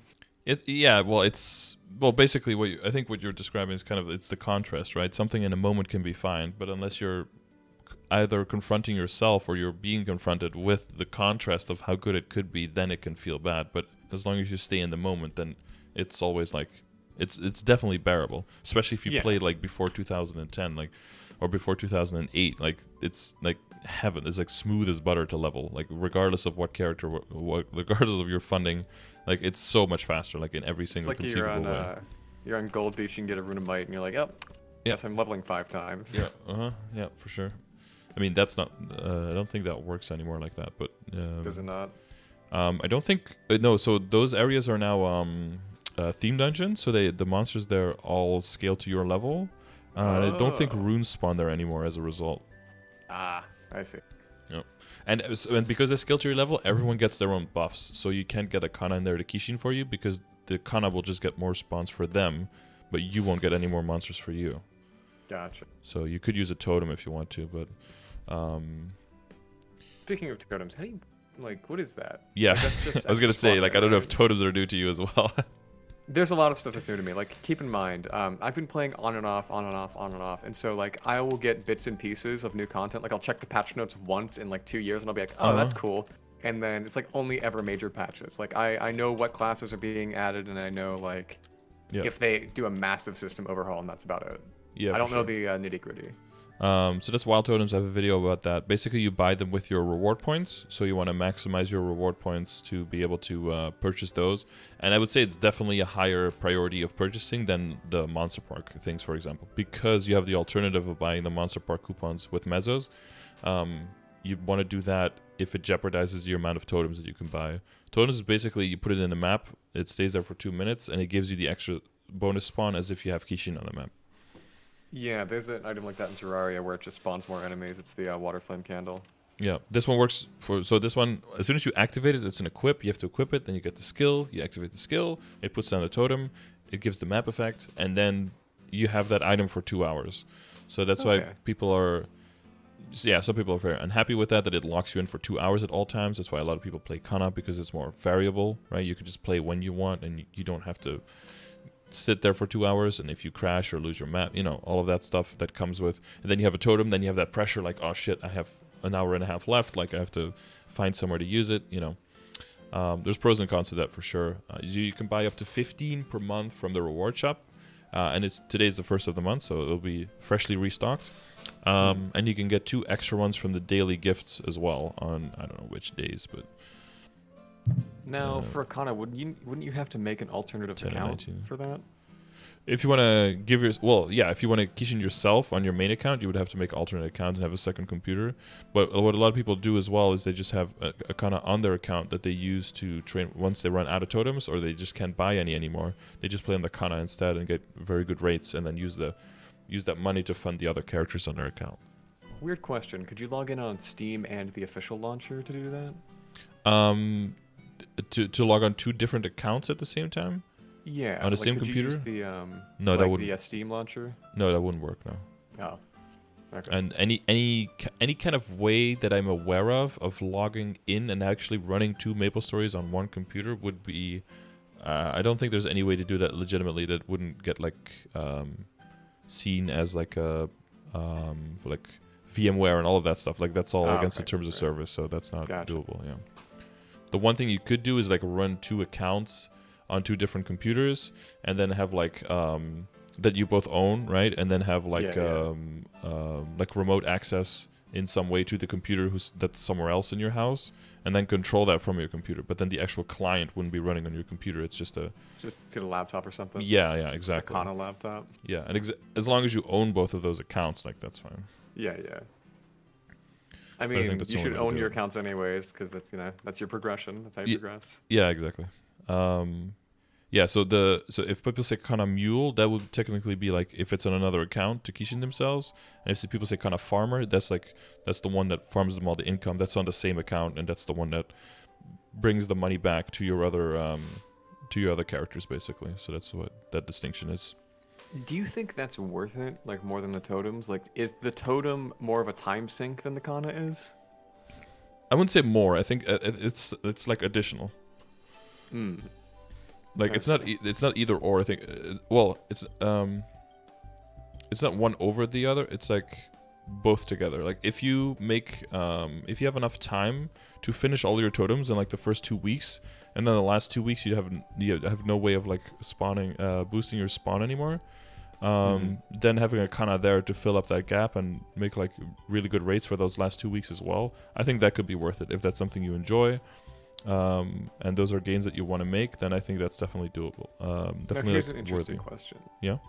Could you just ask another player to do it? Like, could you just get a friend who mains Kana? Mm-hmm. Okay. To just give you Kishin and you be like, hey man, are you busy right now? Yeah, no, that definitely happens. Kishin has been nerfed recently though. They have 50% uptime if you don't do anything special. You can increase the uptime, but if you just press Kishin in the map and then don't do anything, it only has 50% uptime. So it'll feel a little bit jank if you're training, where half the time there's like almost double the monsters, and then the other half of the time there's like the normal spawn and respawn. Feels a little bit weird. Right. But you can get 2 Kanas if you want, and then have them alternating Kishin. Yeah, that could work. That would have the same functionality as a totem. So some people do that. But of course, you have to have a friend. Yeah, you have to have a friend, and you have to. Well, that's why people were joking like, oh, the 2 PC meta is finally gone, but now there's a 3 PC meta where we have to get 2. Yeah, so and that's a lot of trouble to go through. So a lot of time people just focus on the totems, try to finish their totems, and then if they're out of totems, either do like a Kana Mule or work more on like Legion, or do just more content that doesn't require you to get extra spawn that much. If you do daily symbols, if you do Commercy, if you do that kind of stuff, like. The spawn increaser doesn't really help you much there at all, so there's a bunch of content that you can do then, focus on bossing, that kind of stuff. Now this kind of ties back into the whole like grinding thing, like with the the totems and everything. Mm-hmm. Should I be grinding as well as doing my dailies, or do you think that I should be focusing on getting my Legion up instead of grinding on my main right now? I'd say that totally depends on what you feel like doing. You're still like world is your oyster kind of thing. There's definitely a level of efficiency that you can work up to make your character faster, so that once you do start grinding, it'll be faster. But well, we talked about before about the contrast, right? How will you know how much faster it actually is if you haven't really tried it without making it faster first? So I would say do like a healthy balance of both, so that you can appreciate the progress you're making every day, because you can just feel your character getting stronger and being able to level faster and being able to kill faster. If you take too much a break of one of the things off of the other, they become like completely disconnected things. And it's like, oh, this is just how strong I am now. Whereas if you visit both of the aspects of the game regularly, you can more and more feel that you're making that progress. Now, there's definitely something to be said to making like huge leaps and bounds in progress, because it's way more tangible. But you got to make sure that there's not too much time in between, because sometimes you could just like kind of forget how fast you're supposed to be going. Now, this is more of a general question. Is there anything that is the main goal for progression at the beginning, like at level 200, that you should be absolutely laser focused on? Because it's like the big one, like the big progression push to get you down the Arcane River? Symbols and nodes. Symbols and nodes? Yeah, that's definitely the thing. Like simple dailies every day is the cornerstone. Getting your arcane power up, being able to deal damage to the higher monster. Higher level area monsters, and just all of the stat that comes from it is insane. Simple dailies as much as you can. And then node stones, mainly like you only get a little bit from training, and you get a little bit from doing like your vanishing journey twice a week at least. But all the other ones is like whenever there's event stores and there's nodes in there, if you're in the beginning, like always buy out the nodes. 100% go for all the nodes. Because Well, because of what I said, like with the boost nodes, right, with the final damage, and we can get into the V matrix a little bit if you want. But basically, yeah, I you need go to from understand that. you go from doing your base damage to empowering your existing skills, to doing 120% more final damage. So basically, instead of hitting 1, you hit 2.2. And that combined with so what arcane symbols do as well is, depending on how much arcane power you have versus the monsters in the map, you can get up to 50% bonus damage there as well. Also final damage multiplier. So those two things working together give you so much more damage than what is shown in your range, and how much you can get from, going from 6% to 9% luck on one equip. Like, it just pales in comparison completely. Because I was looking at how much arcane force you need to get like all the way, and it's like 2,000, like 1,500, something like that, right? And I was like, 1320 is the highest you can get. Like, the symbols go up to level 20, and you get 30 for the level 1, and then plus 10 for every level after that. Yeah, and I was looking at like I think it was 100 that I had, and I was like, quite a long ways to go. Yeah. Well, with every new area, you immediately get that boost of 30, so that's really nice. And the new areas that they released all have... Wait, you had a V-Matrix picture, right? Wait, I might skip it. Yeah, you passed over it. All the new areas that came out, like in between areas, they'll have a storyline that gives you 20 symbols at the end as well. And, event stores, and there's Sunny Sundays and stuff every now and then that give you a bunch of symbol selectors as well, where you can select which symbol you want depending on, which area is lagging behind, which area gets fewer symbols per day, etc. Because there's limits to that. I don't know anything about the other areas because I'm only in the Lake of Oblivion right now, but how does that work when you get to another area? Like, how does the arcane force like change or whatever? So if you open up the world map and you hover over any kind of monster map, you can see how much arcane power it's gonna need, right? Yeah. So if it needs, so the base levels of like getting bonus is 10%, 30%, and 50% above the requirement. That gives you 10%. More final damage, 30%, 50%, and also gives you less incoming damage. And 50% is like the magic number, because that means that you only take 1 damage from the monsters as well. Like, you have 100% final incoming damage reduction. So basically, you don't need to worry about dying at all, except for AFK mobs and some weird elite bosses and stuff doing weird things.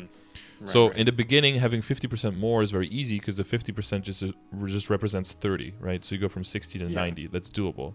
But if you click on a higher level area like Choo Choo Island, for example, the staple map there is kind of like Slurpy Forest Depths is at 100, so 50% more is 150. That's still pretty doable. But if you look at a higher level area like Morass, nobody really trains there. But like in Esfera, for example, the map set requires 600, so 50% more is an extra 300. So you need 900 there to do that extra damage. So that's and I imagine that takes quite a few days, maybe even weeks. Well, yeah, more like months, yeah. So if I'd imagine. So all of the areas have 2 dailies for symbols, right? Are you doing both of them? I'm doing all of the dailies that I get from Rona. Rona, yeah. Are you also talking to Nina for Urda Spectrum? I tried doing that once and I failed, and I assumed I just wasn't high enough level for it. Okay, yeah, there's definitely some you have to know some tricks. If you want to, we can. I've done this before on a stream. Like, we can just go through one. Yeah, sure. We can do that while we talk about the other stuff. But yeah, every area has 2 dailies. I'm on channel 18, and this character is weak, so we'll see if we can do that. I have 30 arcane power. That should be. Hang on, now I have 40. Okay, that should be good. Yeah, so every area has 2, but it also depends on, but they're all a little bit different. So you have the Spectrum and then the daily quest. Every area has at least a daily quest, but then Morass and Esfera, the last 2 areas, only have one daily. So those are the slowest. So that's why a lot of people say, like, it's generally for your main at least a good idea to rush to 35 so you can reach Esfera. Because then you have access to all of the dailies, because it takes you roughly, if you do the dailies every single day, and you don't account for the bonuses that you can get, it takes you roughly like 11 months to finish your symbol up to level 20. Okay. So as soon as you get access to that area. And also what... Can you get multiple symbols, like arcane symbols? What do you mean? Like multiple of the same one that you can equip, or? Yeah, like, can you equip more than one? Yeah, so as you go to the new areas, you can see now that there's like 3 slots, right?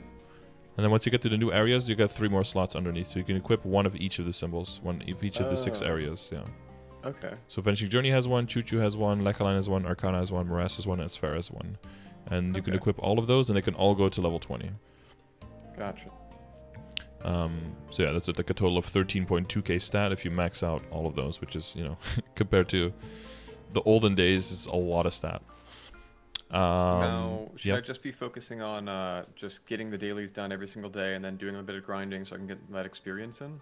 Yeah, that's probably a good idea. And if you have some coupons, if you know your dailies are going to take like a little bit, and try to also combine that with any kind of event that's going on. If there's like an event for killing monsters near your level, make sure you always activate that first, and then you can like double dip.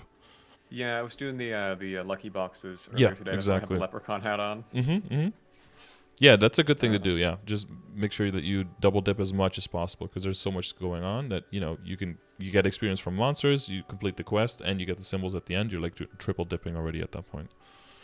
Right. I mean, if you wanted to do that that daily, I'm in the same world. Yeah, I see you.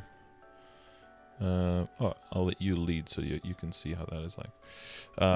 What that's like. Yeah, so there's 2 dailies in Vanishing Journey, 2 in Choo Choo, 2 in Lechaline, but every daily is like a little bit different. Choo Choo is very much the same as Vanishing Journey, where it's just like a kill quest. And then the other one is also a PQ, but that PQ is a little bit different. But, you know, I got a link for that as well. It's under !! Choo Choo. Lechaline has a small kill quest, and then has a tower of challenge, basically, where you have to try to kill the there's like corrupted music boxes, and you have to deal enough damage to uncorrupt them, and then there's 5 total music boxes, and you have to make sure that more of them are uncorrupted versus corrupted, and as long as that happens, then the bar moves in the right direction, and then once you hit the end of the bar, then you can go to the next level, and then every next level is a little bit harder, and then depending on how far you get coins, and then with the coins you can buy extra symbols. Man, why can't we have kerning party quests where you just have to stand on a platform and check? Yeah, no, it gets a bit harder than that. Yeah. So for Lechaline, that's typically an area that's, you know, 220. It's not too hard to achieve that level, but as soon as you get in that area, it's not like with Mudo. If you can do the party quest, you can get up to 5 symbols a day from the party quest 3 times, and then 4 from the kill quest. You can get 19 symbols a day from that area.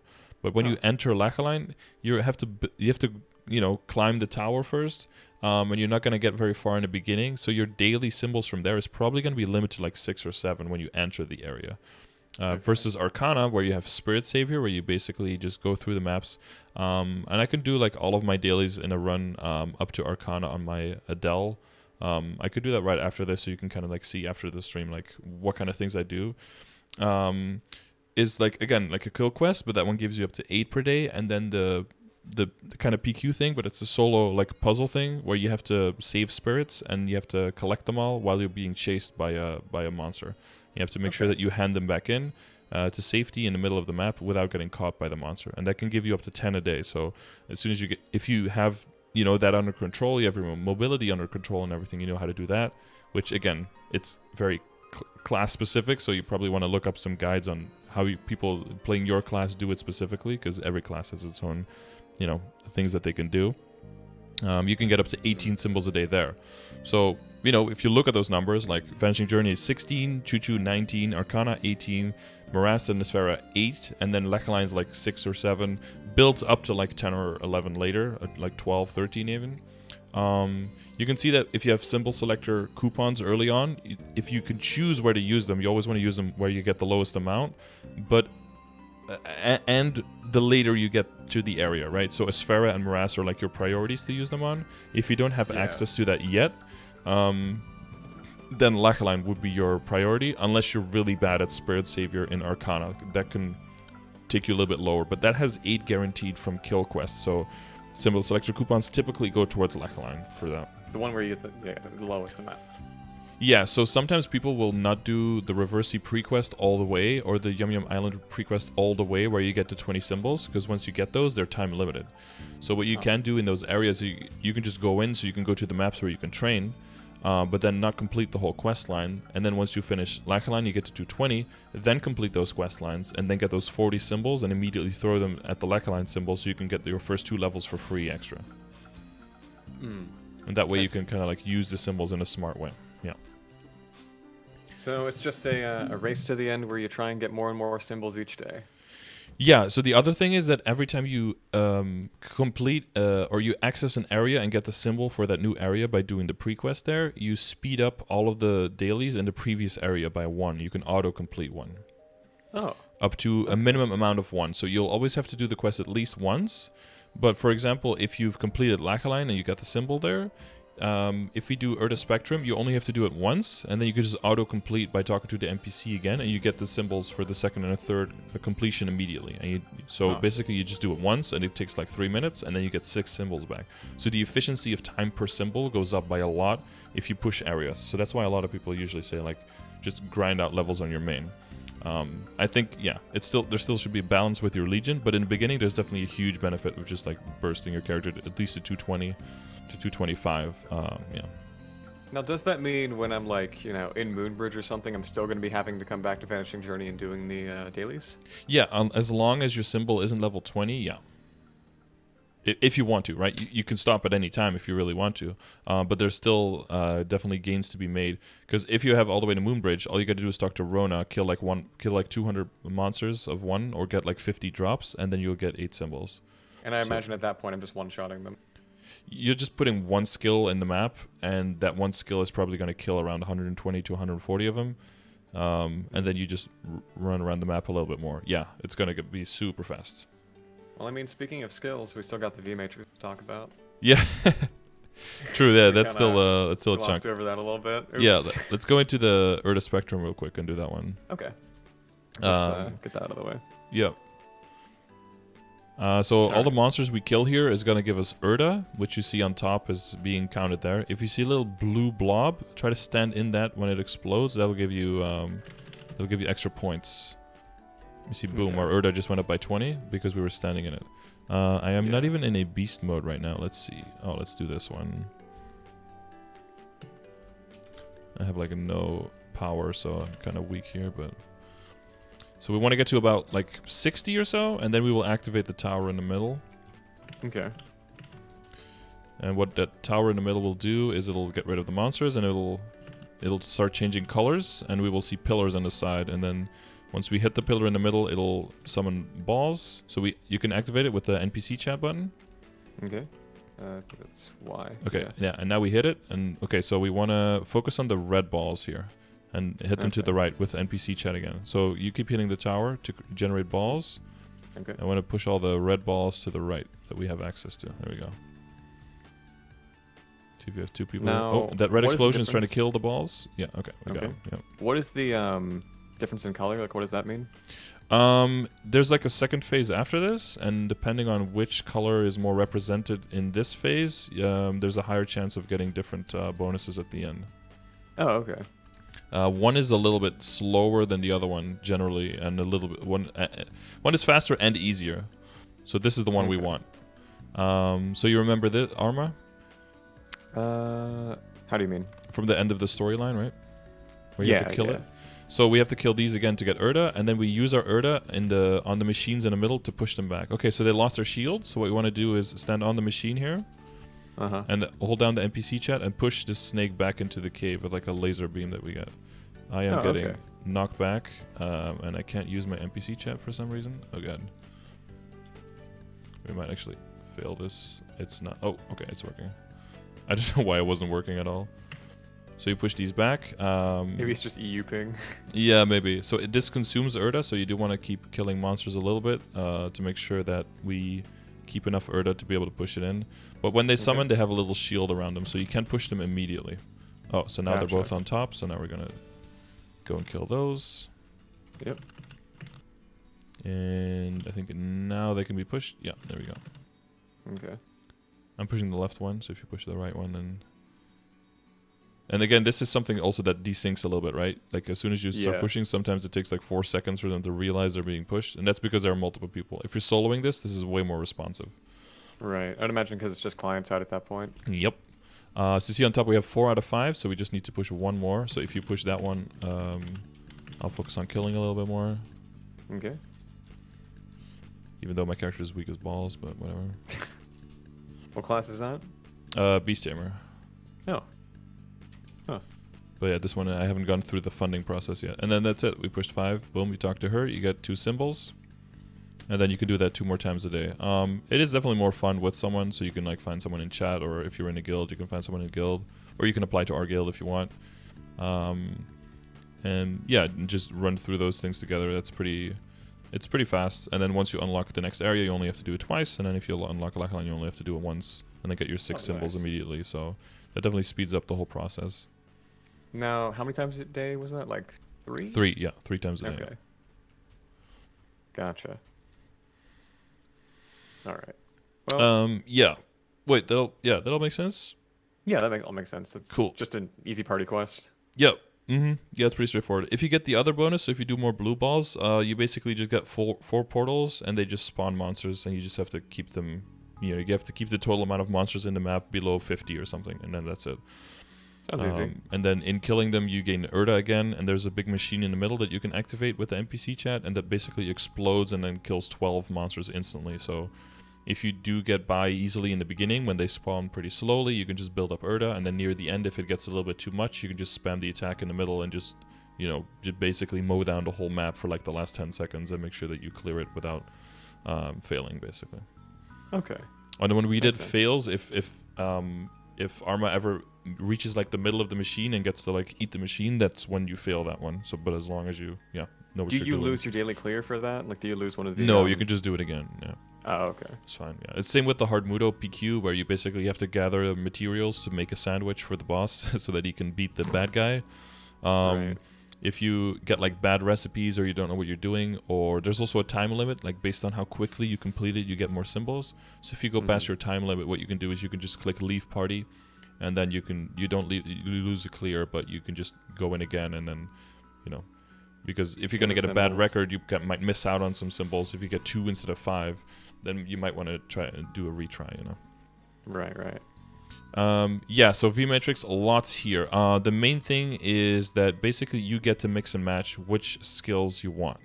A lot of customization. As you level up, every 5 levels you would gain an extra slot, or you can pre-buy slots, the brown ones. You can spend Mezzo and pre-buy slots if you want. However, that if you reach the next 5 levels, it'll just unlock the slot that you already have. So what will happen is another slot will become great and will become possible to pre-buy, but you won't get any for free at that level. Gotcha. So there's always 2. The way you just want to look at it is that every slot is like linked to a level. So this is like your level 205 slot. This is your level 210 slot, basically. So if you unlock it early, then the 215 slot will become available for purchase, but you don't necessarily gain an extra slot at that level. So yeah, it totally depends. If you have like a bunch of nodes and it's like your 15th character, and you just want to go hard, you just buy them all away so that you have maximum slot access, and you can be a little bit more free with which kind of skills you throw in there. But if you're pretty new, then you just take what you get and you kind of make the most of it. That's kind of what I've been doing. I just put in the 4 skills that it originally gave me. And that's Yeah. it. Yeah, back in the day you'd only get 1, and then you have like 3 slots and you could maybe use something else, but now you get 4. It's a huge buff just getting the 5th job for sure. Right. I keep getting node stones and everything from doing my dailies just as random drops. I'm not sure how rare those are. I just kind of see them periodically. Yeah, they used to be super common, but also really bad, and then they became more rare, but way better. Like in the beginning, you could get nodes for any class in the game, so you basically had to extract all of them and then hopefully get something useful in return. Right. So there's 2 ways to level up your nodes. So there's the matrix points that can increase the levels of a slot in your matrix. And then there's the boost nodes and the skill nodes themselves that can level up the actual node that you put in the slot. So those matrix points, you can use those. I think if you click on slot enhancement, do you see that option? Yeah, I do. And then you can click on any slot that you have and use those 2 matrix points to level up the slot. And we'll just level up whichever skill, whichever node is equipped in that slot. So that can increase the max level. Any skill any node can go up to level 25, but the slot can go up to level 5. So the total can be up to 30. It can be boosted past that level, basically. Now, is there like a guide for classes what you should be leveling up, or is it just personal preference? It's a little bit of a combination, but for most classes, it's pretty much set in stone. Blaster is one that is a little bit more liberal because of it's more combo intensive. So some people might just like certain combos. They might prefer certain maps.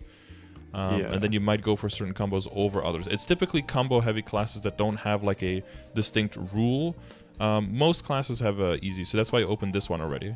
So this is like kind of the combination of like which boost nodes do you want to level. So the two main things that you throw into your matrix is skill nodes and boost nodes. You do have a special node as well, which you want to be careful for those because they are time limited. And if you extract them, you actually get 50 shards, which is really big. But if you don't extract them in time, then they will just completely disappear from your inventory. Yeah, it says it expires tomorrow. Yeah, so I would just, if you talk to the node master and go in there, and you could just right click and disenchant it. Or disassemble, I think is the term. I don't know, everything has like a different... Now, what do those shards give you?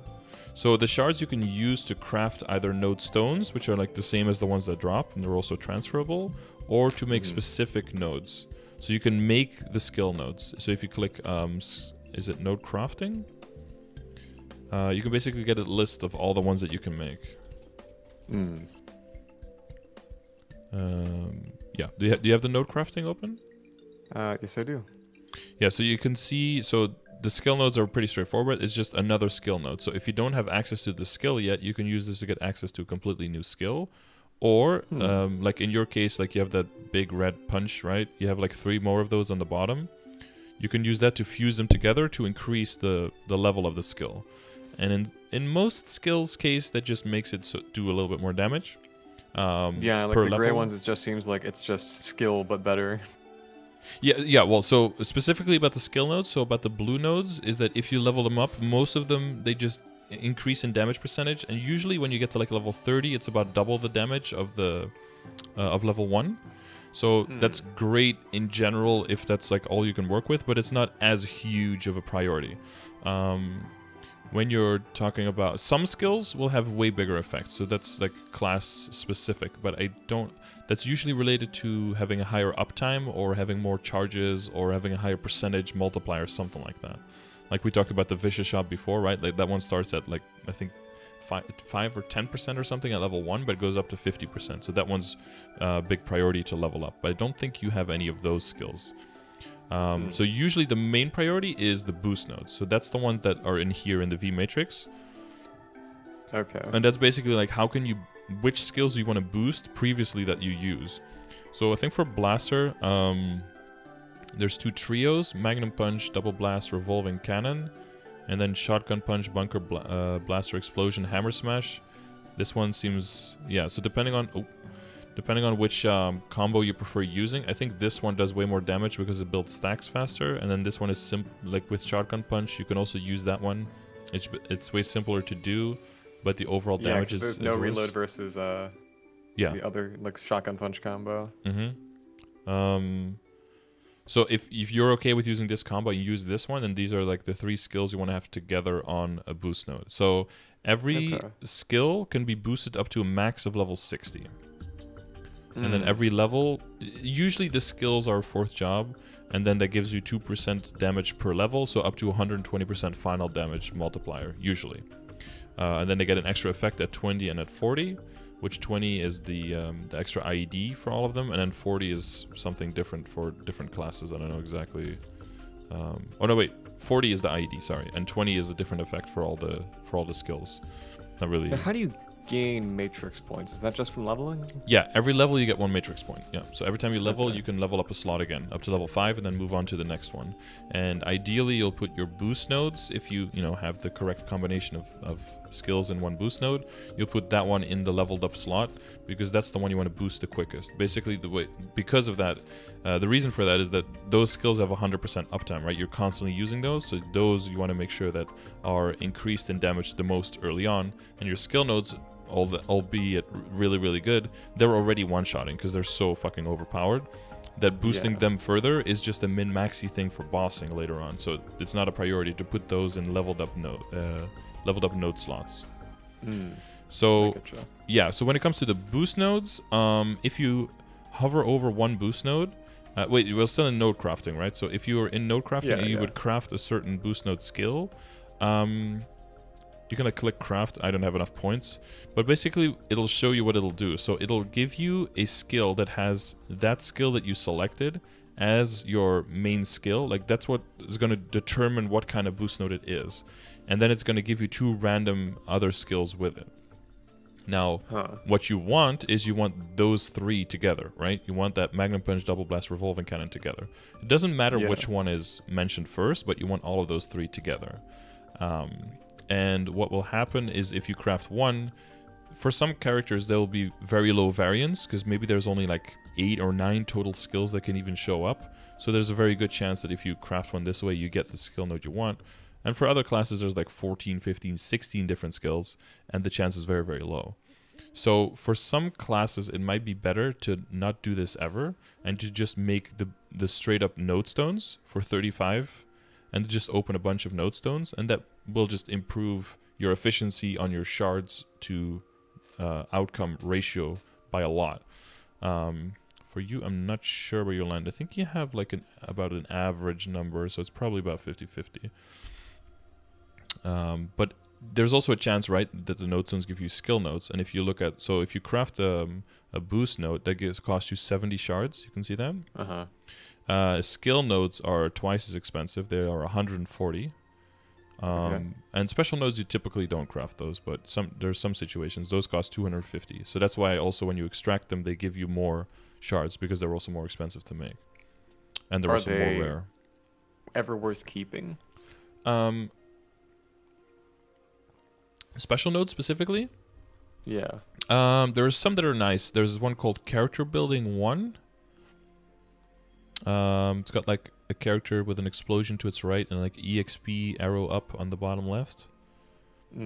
That one is a decent one for experience. If you're really gonna like hardcore train for longer sessions and you have the slots available in your matrix, because these cannot be leveled up. These are just like you have them or you don't have them, and they're all passive as well. So you don't have to put them on a key. They just passively trigger whenever their specific requirements are met. Gotcha. Yeah, so those just stay in the background basically. But yeah, so then you can craft them. They last for a week, and then you can extract them again right before they expire to recover some of the cost. But yeah, there's some niche situations where you use some of them, but in general, they're not very used. No, they're too highly situational to really be worth it, especially in the beginning. I see. So you're mainly focusing on skill nodes and boost nodes. So yeah, so some skill nodes are going to be completely useless. Like you have decent hyper body, decent advanced blessing is a very, very low priority. Decent mystic door, you can always get rid of that. Blink is like a very, very late min-maxy thing that's going to be not useful for most people. I'd imagine holy symbol's probably pretty good. Yeah, so Holy Symbol is the one. So all of these decent skills, they basically have 100% uptime. They have a long cooldown, but also a long duration immediately. And they only get a little bit better. They give you like a little bit of stat if you level them up. So it's not really worth leveling them in the beginning when every individual node is worth so much, because you have so little, so few of them. But with Holy Symbol, that's the exception, because the amount of experience it gives you and the amount of drop rate it gives you when it levels up actually increases. So that one actually gets some good utility from leveling. But most of the other ones, especially the decent skills, most of those, if you just have the level 1 in the beginning, you can extract the other ones until you get further in the game when all of your boost nodes are getting near max and you're working on your skill nodes. Then you can think about leveling them, because the main utility of leveling them is when you're bossing, so that you can have them be desynchronized of having to use all your other burst skills by by giving them a bigger window of recastability, basically. I see. But yeah, in the beginning, there's way more value in other areas. You don't really have a bind, so like Urda Nova would be really nice as well to have and to keep. So you already have one, third one from the left. It's a very high cooldown bind, so if you can level that one up for future purposes, that's really nice, because it decreases the cooldown by quite a bit if you keep leveling it. And binds are like the cornerstone of your bossing damage, right? Because you'll have a bunch of skills that can deal a lot of damage, but if the boss just moves out of it, then all of it is gone. Now bind just holds them in place. Yeah, it just right? basically it just stuns them for a certain duration depending on which bind it is, and then you can basically then you want to make sure that you have your skills pop that give you a lot of burst before, then bind it, and then when it's really stuck in one place, then you want to throw out that skill. I think it's I don't know what the names are, but like the third one from the left, I think, right? That one just hits in a straight line in front of you, like continuously. Yeah, that's a Gatling gun punch. Yeah, so that one, if the boss just moves out of it, then you're kind of fucked. But if that one's standing still in it, it does an insane amount of damage, right? So you want to be able to combine those skills together and then focus on those skills that require your boss to stand still in a while, and then combine that with the Urdinova bind, for example. Okay. Yeah, so leveling them up, you just right-click and enhance, and then the UI shows you what your options are. Like, do you have any so back to the first screen, right, in the matrix, if you click enhance, are there any options? Then you can click them. If you click them and you click enhance, it'll add the experience to the existing node. Well, don't do that just yet for you. I did that for one of mine just to show. And then if it hits enough experience, it levels up, and then as it levels up, it gets a stronger effect, and then there you go. Bob's your uncle. For boost nodes, what determines whether you can use it or not is that determining skill, right? So if you hover over it, whichever skill is mentioned first there visually. So for me, this is a fishy slap node, right? Okay. Fishy slap final damage. So every node, when you hover over it, it says fishy slap there. Or, so visually, if you look at the node, whichever skill is shown like on the bottom leftish of the node, that one determines which node it is. So, and they'll be organized as such as well. They'll be grouped together like that. Huh. If possible.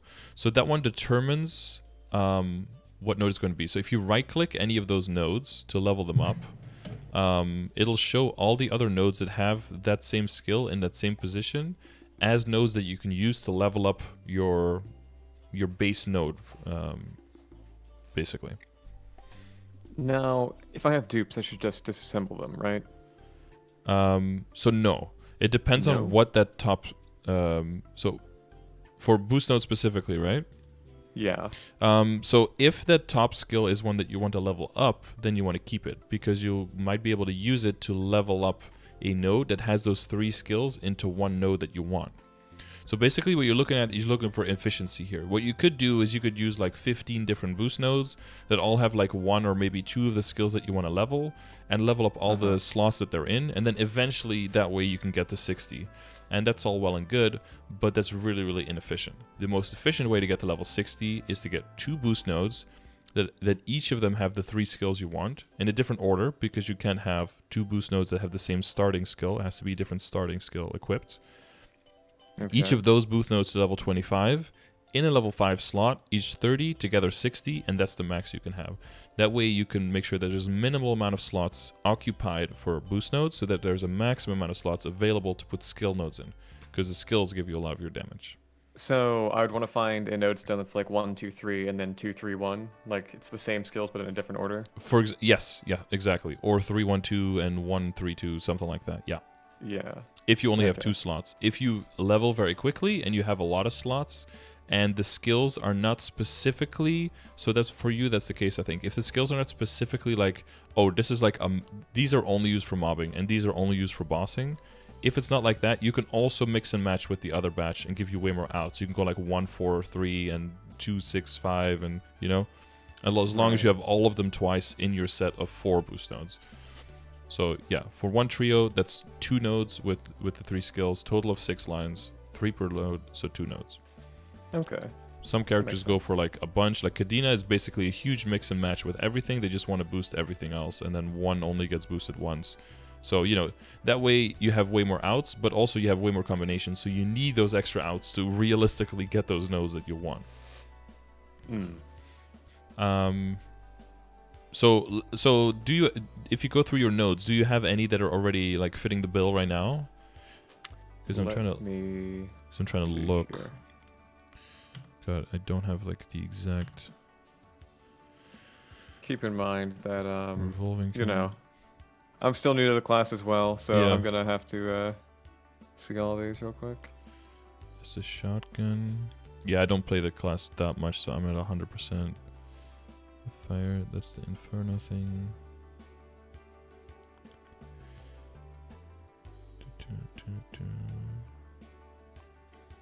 What were the skills that I had to be looking out for again? It was like Bunker Buster, Shotgun Punch, Revolving Blast? Bluster. So if you can, Magnum Punch, Double Blast, and Revolving Cannon together. Mm-hmm. And then Shotgun Punch, Bunker Blast, and Hammer Smash together. Okay. And I think Hammer Smash is kind of just one to fill out that trio there because you have room for an extra skill anyway, and that's like the most useful one of all the ones that are left, I think. Yeah. Because that'll happen as well, right? Like if you have room for 3 skills and 2 you definitely want, and then, there's room for another one, so maybe one skill isn't vital. I have 2 that are Shotgun Punch and Bunker Blast, but they're both with Revolving Blast. Mm-hmm. Do you Yes. think that would fit? So that could be like either a placeholder for now. So here's the main thing. Like there's nothing really wrong with like investing a little bit early on, because what you can do is if you do find the perfect one and it does have the same top skill, you can just click that new node and use the current skill to level up that other one. And all of the experience will be transferred over. Right. What you don't want to have to do is, if you do find your perfect nodes, but they have different top skills, then you have to disassemble your existing ones. And then you get shards back, but that's a lot less efficient than transferring the experience over. What should I be putting the matrix points into? Is it just like general, like put them in a slot? Yeah, just level up one slot at a time, and then put whatever boost node you're using, put that boost node in that slot, basically. Okay. You could just drag the boost nodes around to different slots. So you can see how I have it done. So I have, not in this window, in this window. So I have 2 level 5 slots here. So you can see if you click slot enhancement, you can see the levels, right? 5, 5, 1, and then the rest is 0. Yep. And as you see clearly, I have my boost nodes in those leveled up slots. Right now I do see. So you just drag them, boom. And now I just gain 10% final damage on my 2 main skills. See, that's why I was holding off on leveling up, because I wasn't sure if you get locked into a progression path if you mess up or something. No, I didn't and wanna even choose if you do something- like 1 level on all of them and that's fucked up, you could do slot enhancement and then you can do reset if you want to, and then you just reset all those points and you can just redo them. Okay. Where you level them. So there's no major things that you get locked into. No.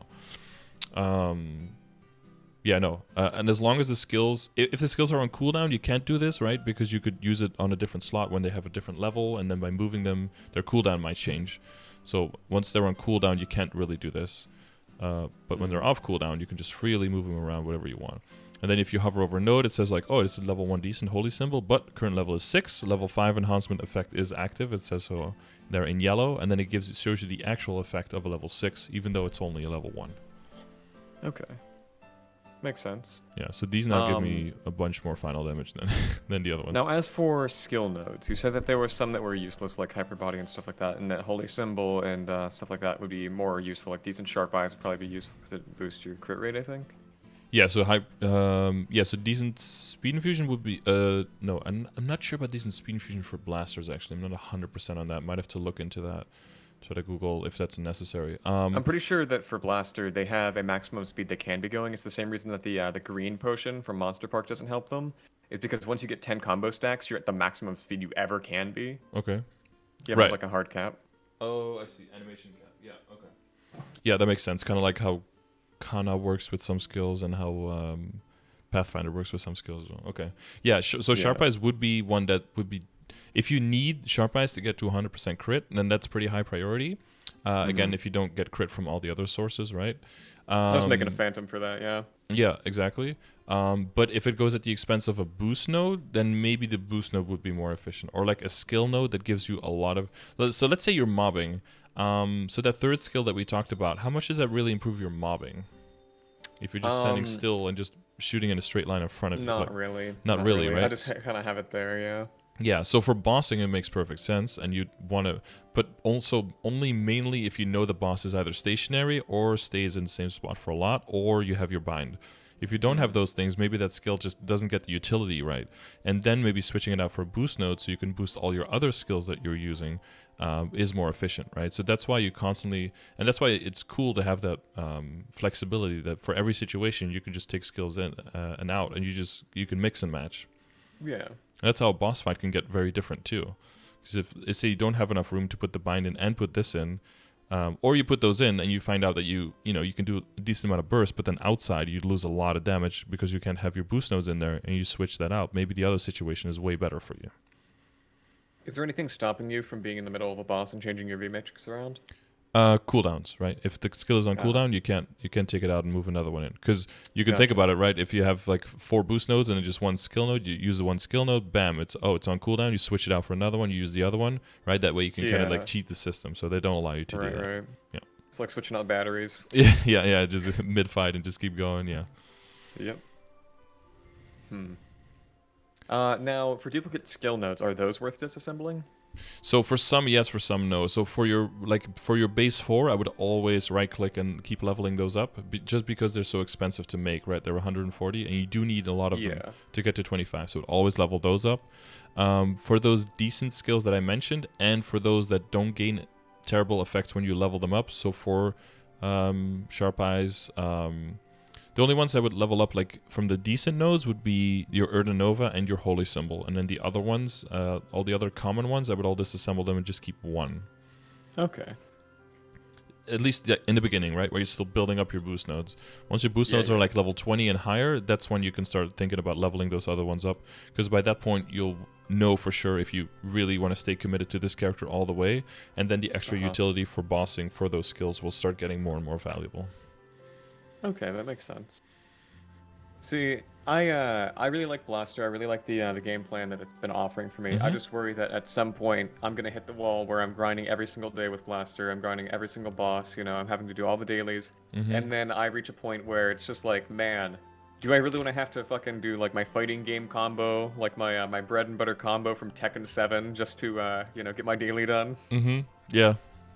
It could be. I mean, some things will be a lot faster. Things will be one-shotting, but yeah, that's when you realize you're starting to reach that point. That's going to be a good time to like reach out to maybe higher level blasters and to ask like, hey, does this like change ever? Like, do we get more variation? Like, how is it like 20 levels down the line? Like, is it very different? Is it very much the same? Because that's going to be like a very class specific thing that that I can't like tell you this far in advance, like where is that turning point. Right. And No, I'm not like saying that I'm not going to keep playing, because I am. I'm just saying that I'm not sure if I'm ever going to reach that point, so it's good to have my options open just in case. Yeah, exactly. Yeah, so I'm trying to give you all the versions where it's like, okay, this is this is the best advice for now, but it doesn't mean that it stays the best advice the whole time, basically. Yeah. I'm sure that there's going to be like people down the line that I meet, and like, oh yeah, if you're having trouble with this, here's some like advice. Like, yeah. I hope so. Yeah. So yeah, I mean we're already over to the 2-hour mark at this point. I don't want to keep you. Yeah. We got some stuff to do. Mainly is there anything like specifically where you're like, I still don't know anything about this, but in general for all the things that I think are even remotely important, I have a command for that. Yeah. If you look through that and you still have questions afterwards, you can always ask in the chat. Always hit me up on Discord if it's like a little bit more of a complicated question. And I'm live all the time, of course. So you can always find me. Usually I just keep going until I feel like the conversation is done. But I feel like we could go for like 3 more hours with every single thing that exists in the game. If you have so many years to like come back on. I would definitely look at the the hyperstat video. Because there's definitely some gains to be made there, and also just recognize that the hyperstats where you put those, that's definitely a puzzle that goes together with the link skills and the Legion to try to get you to the numbers that are in the progression grid. Like that's the important thing to get to. Yeah. Familiars will be big in giving you IED early on. So try to unlock your second slot by getting a badge and getting opening up all your rare and common familiars that you get to try to get 15% IED out of those. 2 of those will help you a very long way in getting to the IED, the functional IED that you want. That was the last question I actually had. Is there anything about the familiars like color that changes it? Because I see the different color badges all the time, like when I pick them up, or the different color cards. Yeah. Why is that significant? It has different. It's like potential and equips. It has a different pool of stats that you can roll when you reveal them, basically. Okay. Now revealing, like, how do I see what potential it has? Like, what is familiar potential exactly? Like, just briefly. So if you open up the familiar and then you go to your collection, then you can click on any familiar that you have double-clicked, right? And that's in your collection currently. And then on the left side, underneath the familiar, there's a big question mark. If you click that and pay the cost, then that's revealing your potential, basically. So it's like a little magnifying glass in your inventory. Yep, essentially, yeah. Okay. And then it'll just show you what it is. If it's shit, you can either extract it. If you have a lot of the same ones, you can fuse them for a higher rank. But there's never a way of re-rolling, so it's just like a one-time reveal type thing. The only way you can get any kind of value out of it is by tiering it up, which is a process. But once you're training in areas where they drop, you'll get them by the thousands. So at that point, it is definitely a viable thing to do. Right, I'd imagine where you're spending like days in a single area, you'd probably have like so many familiar cards, it'd be ridiculous. Yeah, there's someone in chat, for example, who's been training very hard in the higher level areas, and so far they've made like 50 unique ones. So at that point, even the unique familiars aren't even worth keeping anymore. Right, especially if you have drop rate. Yeah, exactly. It'll increase, and the areas where they start dropping when you're training is 245 and up. So by that time, you've got like a pretty solid drop rate set, and then you get a serious amount of them for sure. Okay. Well, yeah, that all makes sense. Oh, excuse me. I think the last thing I have to say is, what should I be doing for my gear? Because it's going to expire eventually, and I don't have any real, like, replacement. Yeah, what's the timer on those right now? I believe the timer is April. I think it might expire. Oh yeah, April 24th. Okay, yeah, that's still a decent amount. I'll check real quick if there's anything with like ASIN. I can probably like use some occult cubes. And get some strength on your top and your hat, just like 6%, just like your pants, basically. Yeah. Once you have that, then that's pretty much fine for now. Strength on like the eye and the face is already nice. You're getting some equips. You want to get around the same potential on your emblem as you have on your secondary, so with like occult cubes as well, and then and then that'll be fine. And then your weapon is fine too, so that's all looking pretty good. So it's mainly going to be like once you get the symbols and the nodes up and everything, and then you want to be able to kill CRA. So for CRA you have to do normal Root Abyss, every boss 10 times each at least, and you can only do them once a day, so make sure you get those clears in. Yep. And then once you've done them all 10 times, you can go into Chaos. So at that point, it's going to be a matter of like watching YouTube videos, just practicing and getting better and better at the mechanics, and then just surviving the boss fights. And if you kill them, you get those little emblems that drop, and with the emblems you can buy the permanent items. Okay, that makes more sense. So you need 5 emblems for the first 3, for the hat, the top, and the bottom, and then for the weapon you need 15, so that's going to take a little bit longer. And that boss also has, the first 3 have 100% PDR, so that's not too bad on the IED, but then the second, the Vellum that needs 15 pieces, that one has 200% PDR. Used to have 300, so it's already a bit better. Yeah, that's a bit more of a staple. So that's when your IED comes in harder, so that's why you have to work on that one as well, with the familiars and with the other stuff. Yeah, for any of those things, use the Master and Meister cubes on the emblem or the secondary, because they're gonna run out soon. From the reboot box. Yeah. Yeah, you can use those. Yeah, I would prioritize on your emblem. Yeah, there's technically like another secondary that comes into play that's a bit stronger than this one, so I would prioritize over the emblem. Yeah, emblem is the one that stays with you like the whole way through. Gotcha. Okay. All right. Yeah, don't let those expire for sure. Yeah, at least try to use their value for something good. So when it comes to crit and IED, there's commands for that talk about there's a list of like the sources, so you can kind of see like which ones are available to you, which ones are priority, which ones come back later. And as long as you have like a general plan of like puzzling the pieces together, like this will get me to where I want.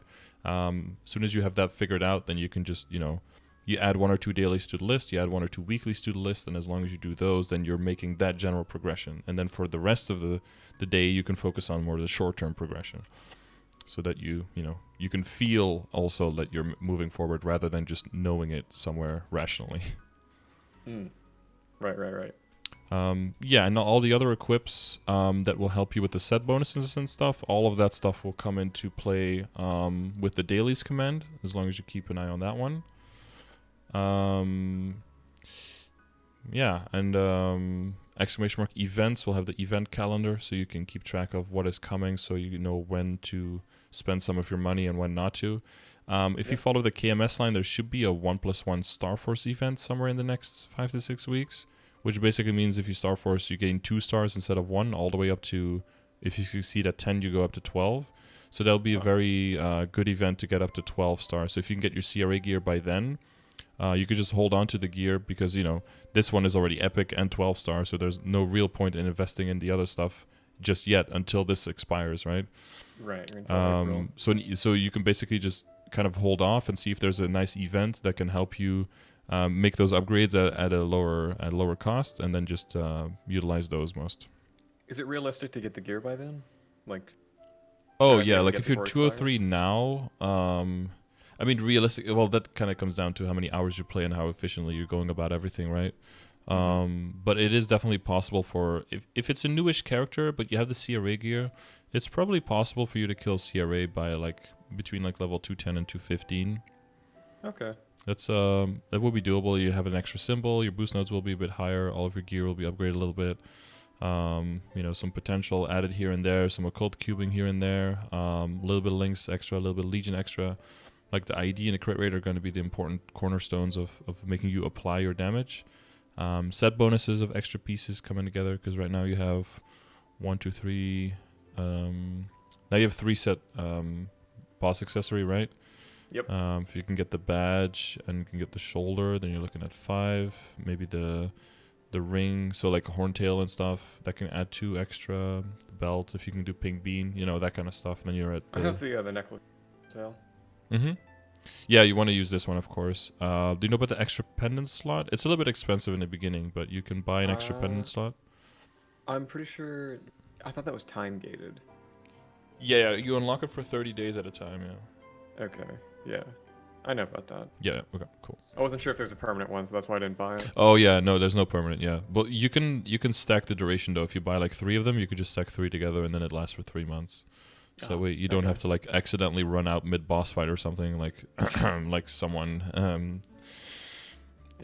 had happened during their first hard lucid run or something. That'd be pretty frustrating. And then lose out on 30 boss and 30 IED set bonus because you didn't check it. Yeah, something like that. Yeah, that'd be pretty unfortunate for that guy, huh? Yeah, that would be pretty yikes. Yeah, I feel like there's still so much that I'm like leaving you hanging with, but since we already are like over, no, like, I don't mind. almost at like 2.5 hours, it's a bit much. If there's anything else that I need to know, I'll probably ask in the Discord and probably in the questions channel. I can hit you up if there's anything like that's really like a gap in my knowledge, but other than that, yeah. I mean, I really appreciate all the time that you've given me, especially. Yeah, no worries. I mean, if you're just always err on the side of caution, if you're not sure if something could be bad or not, then just, you know, if it's time sensitive, just ask away in the chat. If it's you know, something for later, then, you know, the safest way is always just to just grind it out and get more levels, and then see, you know, maybe the problem will like solve itself as you level up and get access to more stuff. And I mean, hey, you know, best way to learn is to experience it, I suppose. Yeah, as long as you learn from your mistakes, then no mistake is truly like yeah. Some people are very focused on like, when can I do this boss? Like, is this going to be worth my run? Is this going to be worth my time? And honestly, if you don't know, then just try it. You know, the only way you can really waste your run is by not trying the run at all and not getting any new information. Because sometimes people try a run and they can actually do it, and they're like, oh shit, I'm way stronger than I thought I was, or I can already do this. And then, you know, that's a really good thing to know. Or you get absolutely doing Zakum for the first time. Yeah, or you get absolutely dumpstered, and then it's like, oh shit, I really have to work on stuff. But then look at like, how did you get dumpstered? Are your mechanics trash? Well, you know, maybe you can practice and get better. Did you like time out and stay alive the whole time, but you just couldn't hit him? Well, you know, maybe work on your IED, maybe work on your crit rate, you know, maybe work on your peripherals more. Are you just lagging and you die because of that? Well, either get a better computer or find a party who can help you out. Because, you know, there are different levels of failure. As long as you can identify the level of failure and work on that, then you're working, you know, you're progressing and you're working towards. Find the weak link and take care of it. Yeah, yeah, and focus on that a little bit more. And that's that's the whole idea behind the progression grid, right? Like, let's see where you're missing the most ground, and then focus on that part the most. And then it'll help you like maintain your balance of your progression.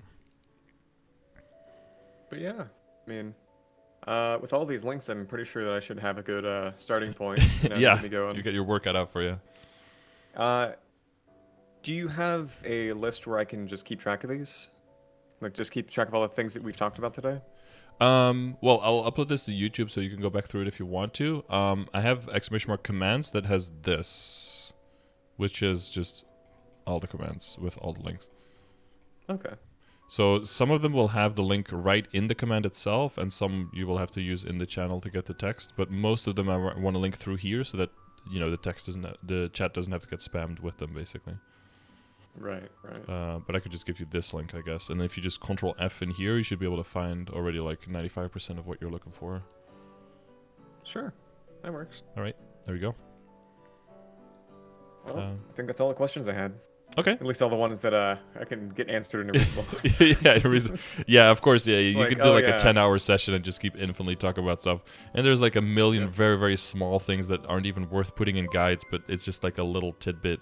But most of those are in commands. Like if anything gets asked even remotely more than 5 times or ever, or like more than twice a day, then boom, there's a command for them, so I can save myself some time and make sure that the information is freely accessible for everyone. So I will say one thing is it's definitely easier to get into than old MapleStory was, because I chose Paladin as my first class back when there was only 3rd job, and so I was using 1st job skills all the way until then. And I was like, "Hey guys, what should I be doing?" And they're like, "Don't play Paladin, idiot." Yeah, just switch to a different character. Yeah, and now you could also just make a new character. Like there's room for 52 characters in your account, so there's you could just keep going infinitely, basically. Yep. Oh, Ken Ashcorps, I know that guy. That's a music guy, right? Yep. He made the StarCraft music and stuff. I did it because he has the panda ears. Panda ears. Oh yeah, I don't know that part. I just know some of the songs. Yeah, yeah. He has the icon with the panda, which is like the Ho Young's like the panda bear. Well, okay, yeah. Well, it's technically a tiger, but yeah, I get what you mean. Is like, he? Yeah, I don't know. Yeah, it's I couldn't tell. It's like white tiger. Yeah, exactly. Yeah, white tiger.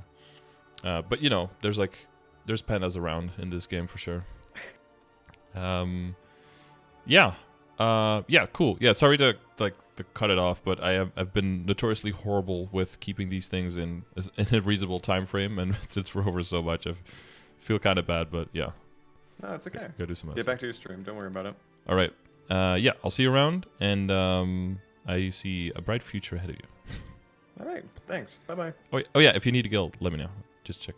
There's we have guild application as well. If you're looking for more people to play the game with and everything, we got a nice bunch of people to hang out with. Maybe I can finally get people added to my friends list. Yeah, maybe. Yeah, get some people in there. Yeah. Here's hoping. All right. Yeah. All right. Well, have a good one, and I'll see you around. Bye bye. Yep. Bye. All right, because I also have to go to the bathroom. But yeah, so that was a flash masterclass in 2 hours of how do you pick up 10 hours of progress. There's like infinite things we can keep going into, right? Like all of the little details, like which link skills do I select? I didn't talk to him about like the Legion grid, how you can like click the little arrows and switch where the stats go, so it's easier to put all the stats in the same place. But I am pretty sure this guy is reasonably intelligent, and if he finds all the links, he can get all of those little details and find everything together to be able to put these things together. Maybe another session at a later date when he's like 220 or something, and he's got a lot of the earlier things ironed out. Because this was very, very base level of, just explaining where all the pieces are and how the game in general, like how progression is even considered. So, yeah, hopefully this was interesting to a bunch of you guys, but definitely if you're looking for any kind of specific information, check in my chat, check !commands. There's... How many commands do I have at this point? God, where do I have them? Some of those are meme commands though, because people in the chat can request commands as well and put like weird messages in there. So not all of these are 100% functional. But we've got 172 right now. Most of these, well, let's say 50% of these are pretty useful. I fucked something up here. How is this arc? Equip videos? Equips. Yeah, and it's a, you know, it's not free of human error, as you can see. But yeah, if this was useful, thank you for watching. I hope it was. And if you have information for me regarding battle analyses, monsters killed per hour, or training videos in Moonbridge or higher, make sure you send them to me as well. Links for that are also in the description. And sorry this one took so long, but I'll see you guys in the next one. All right, bye.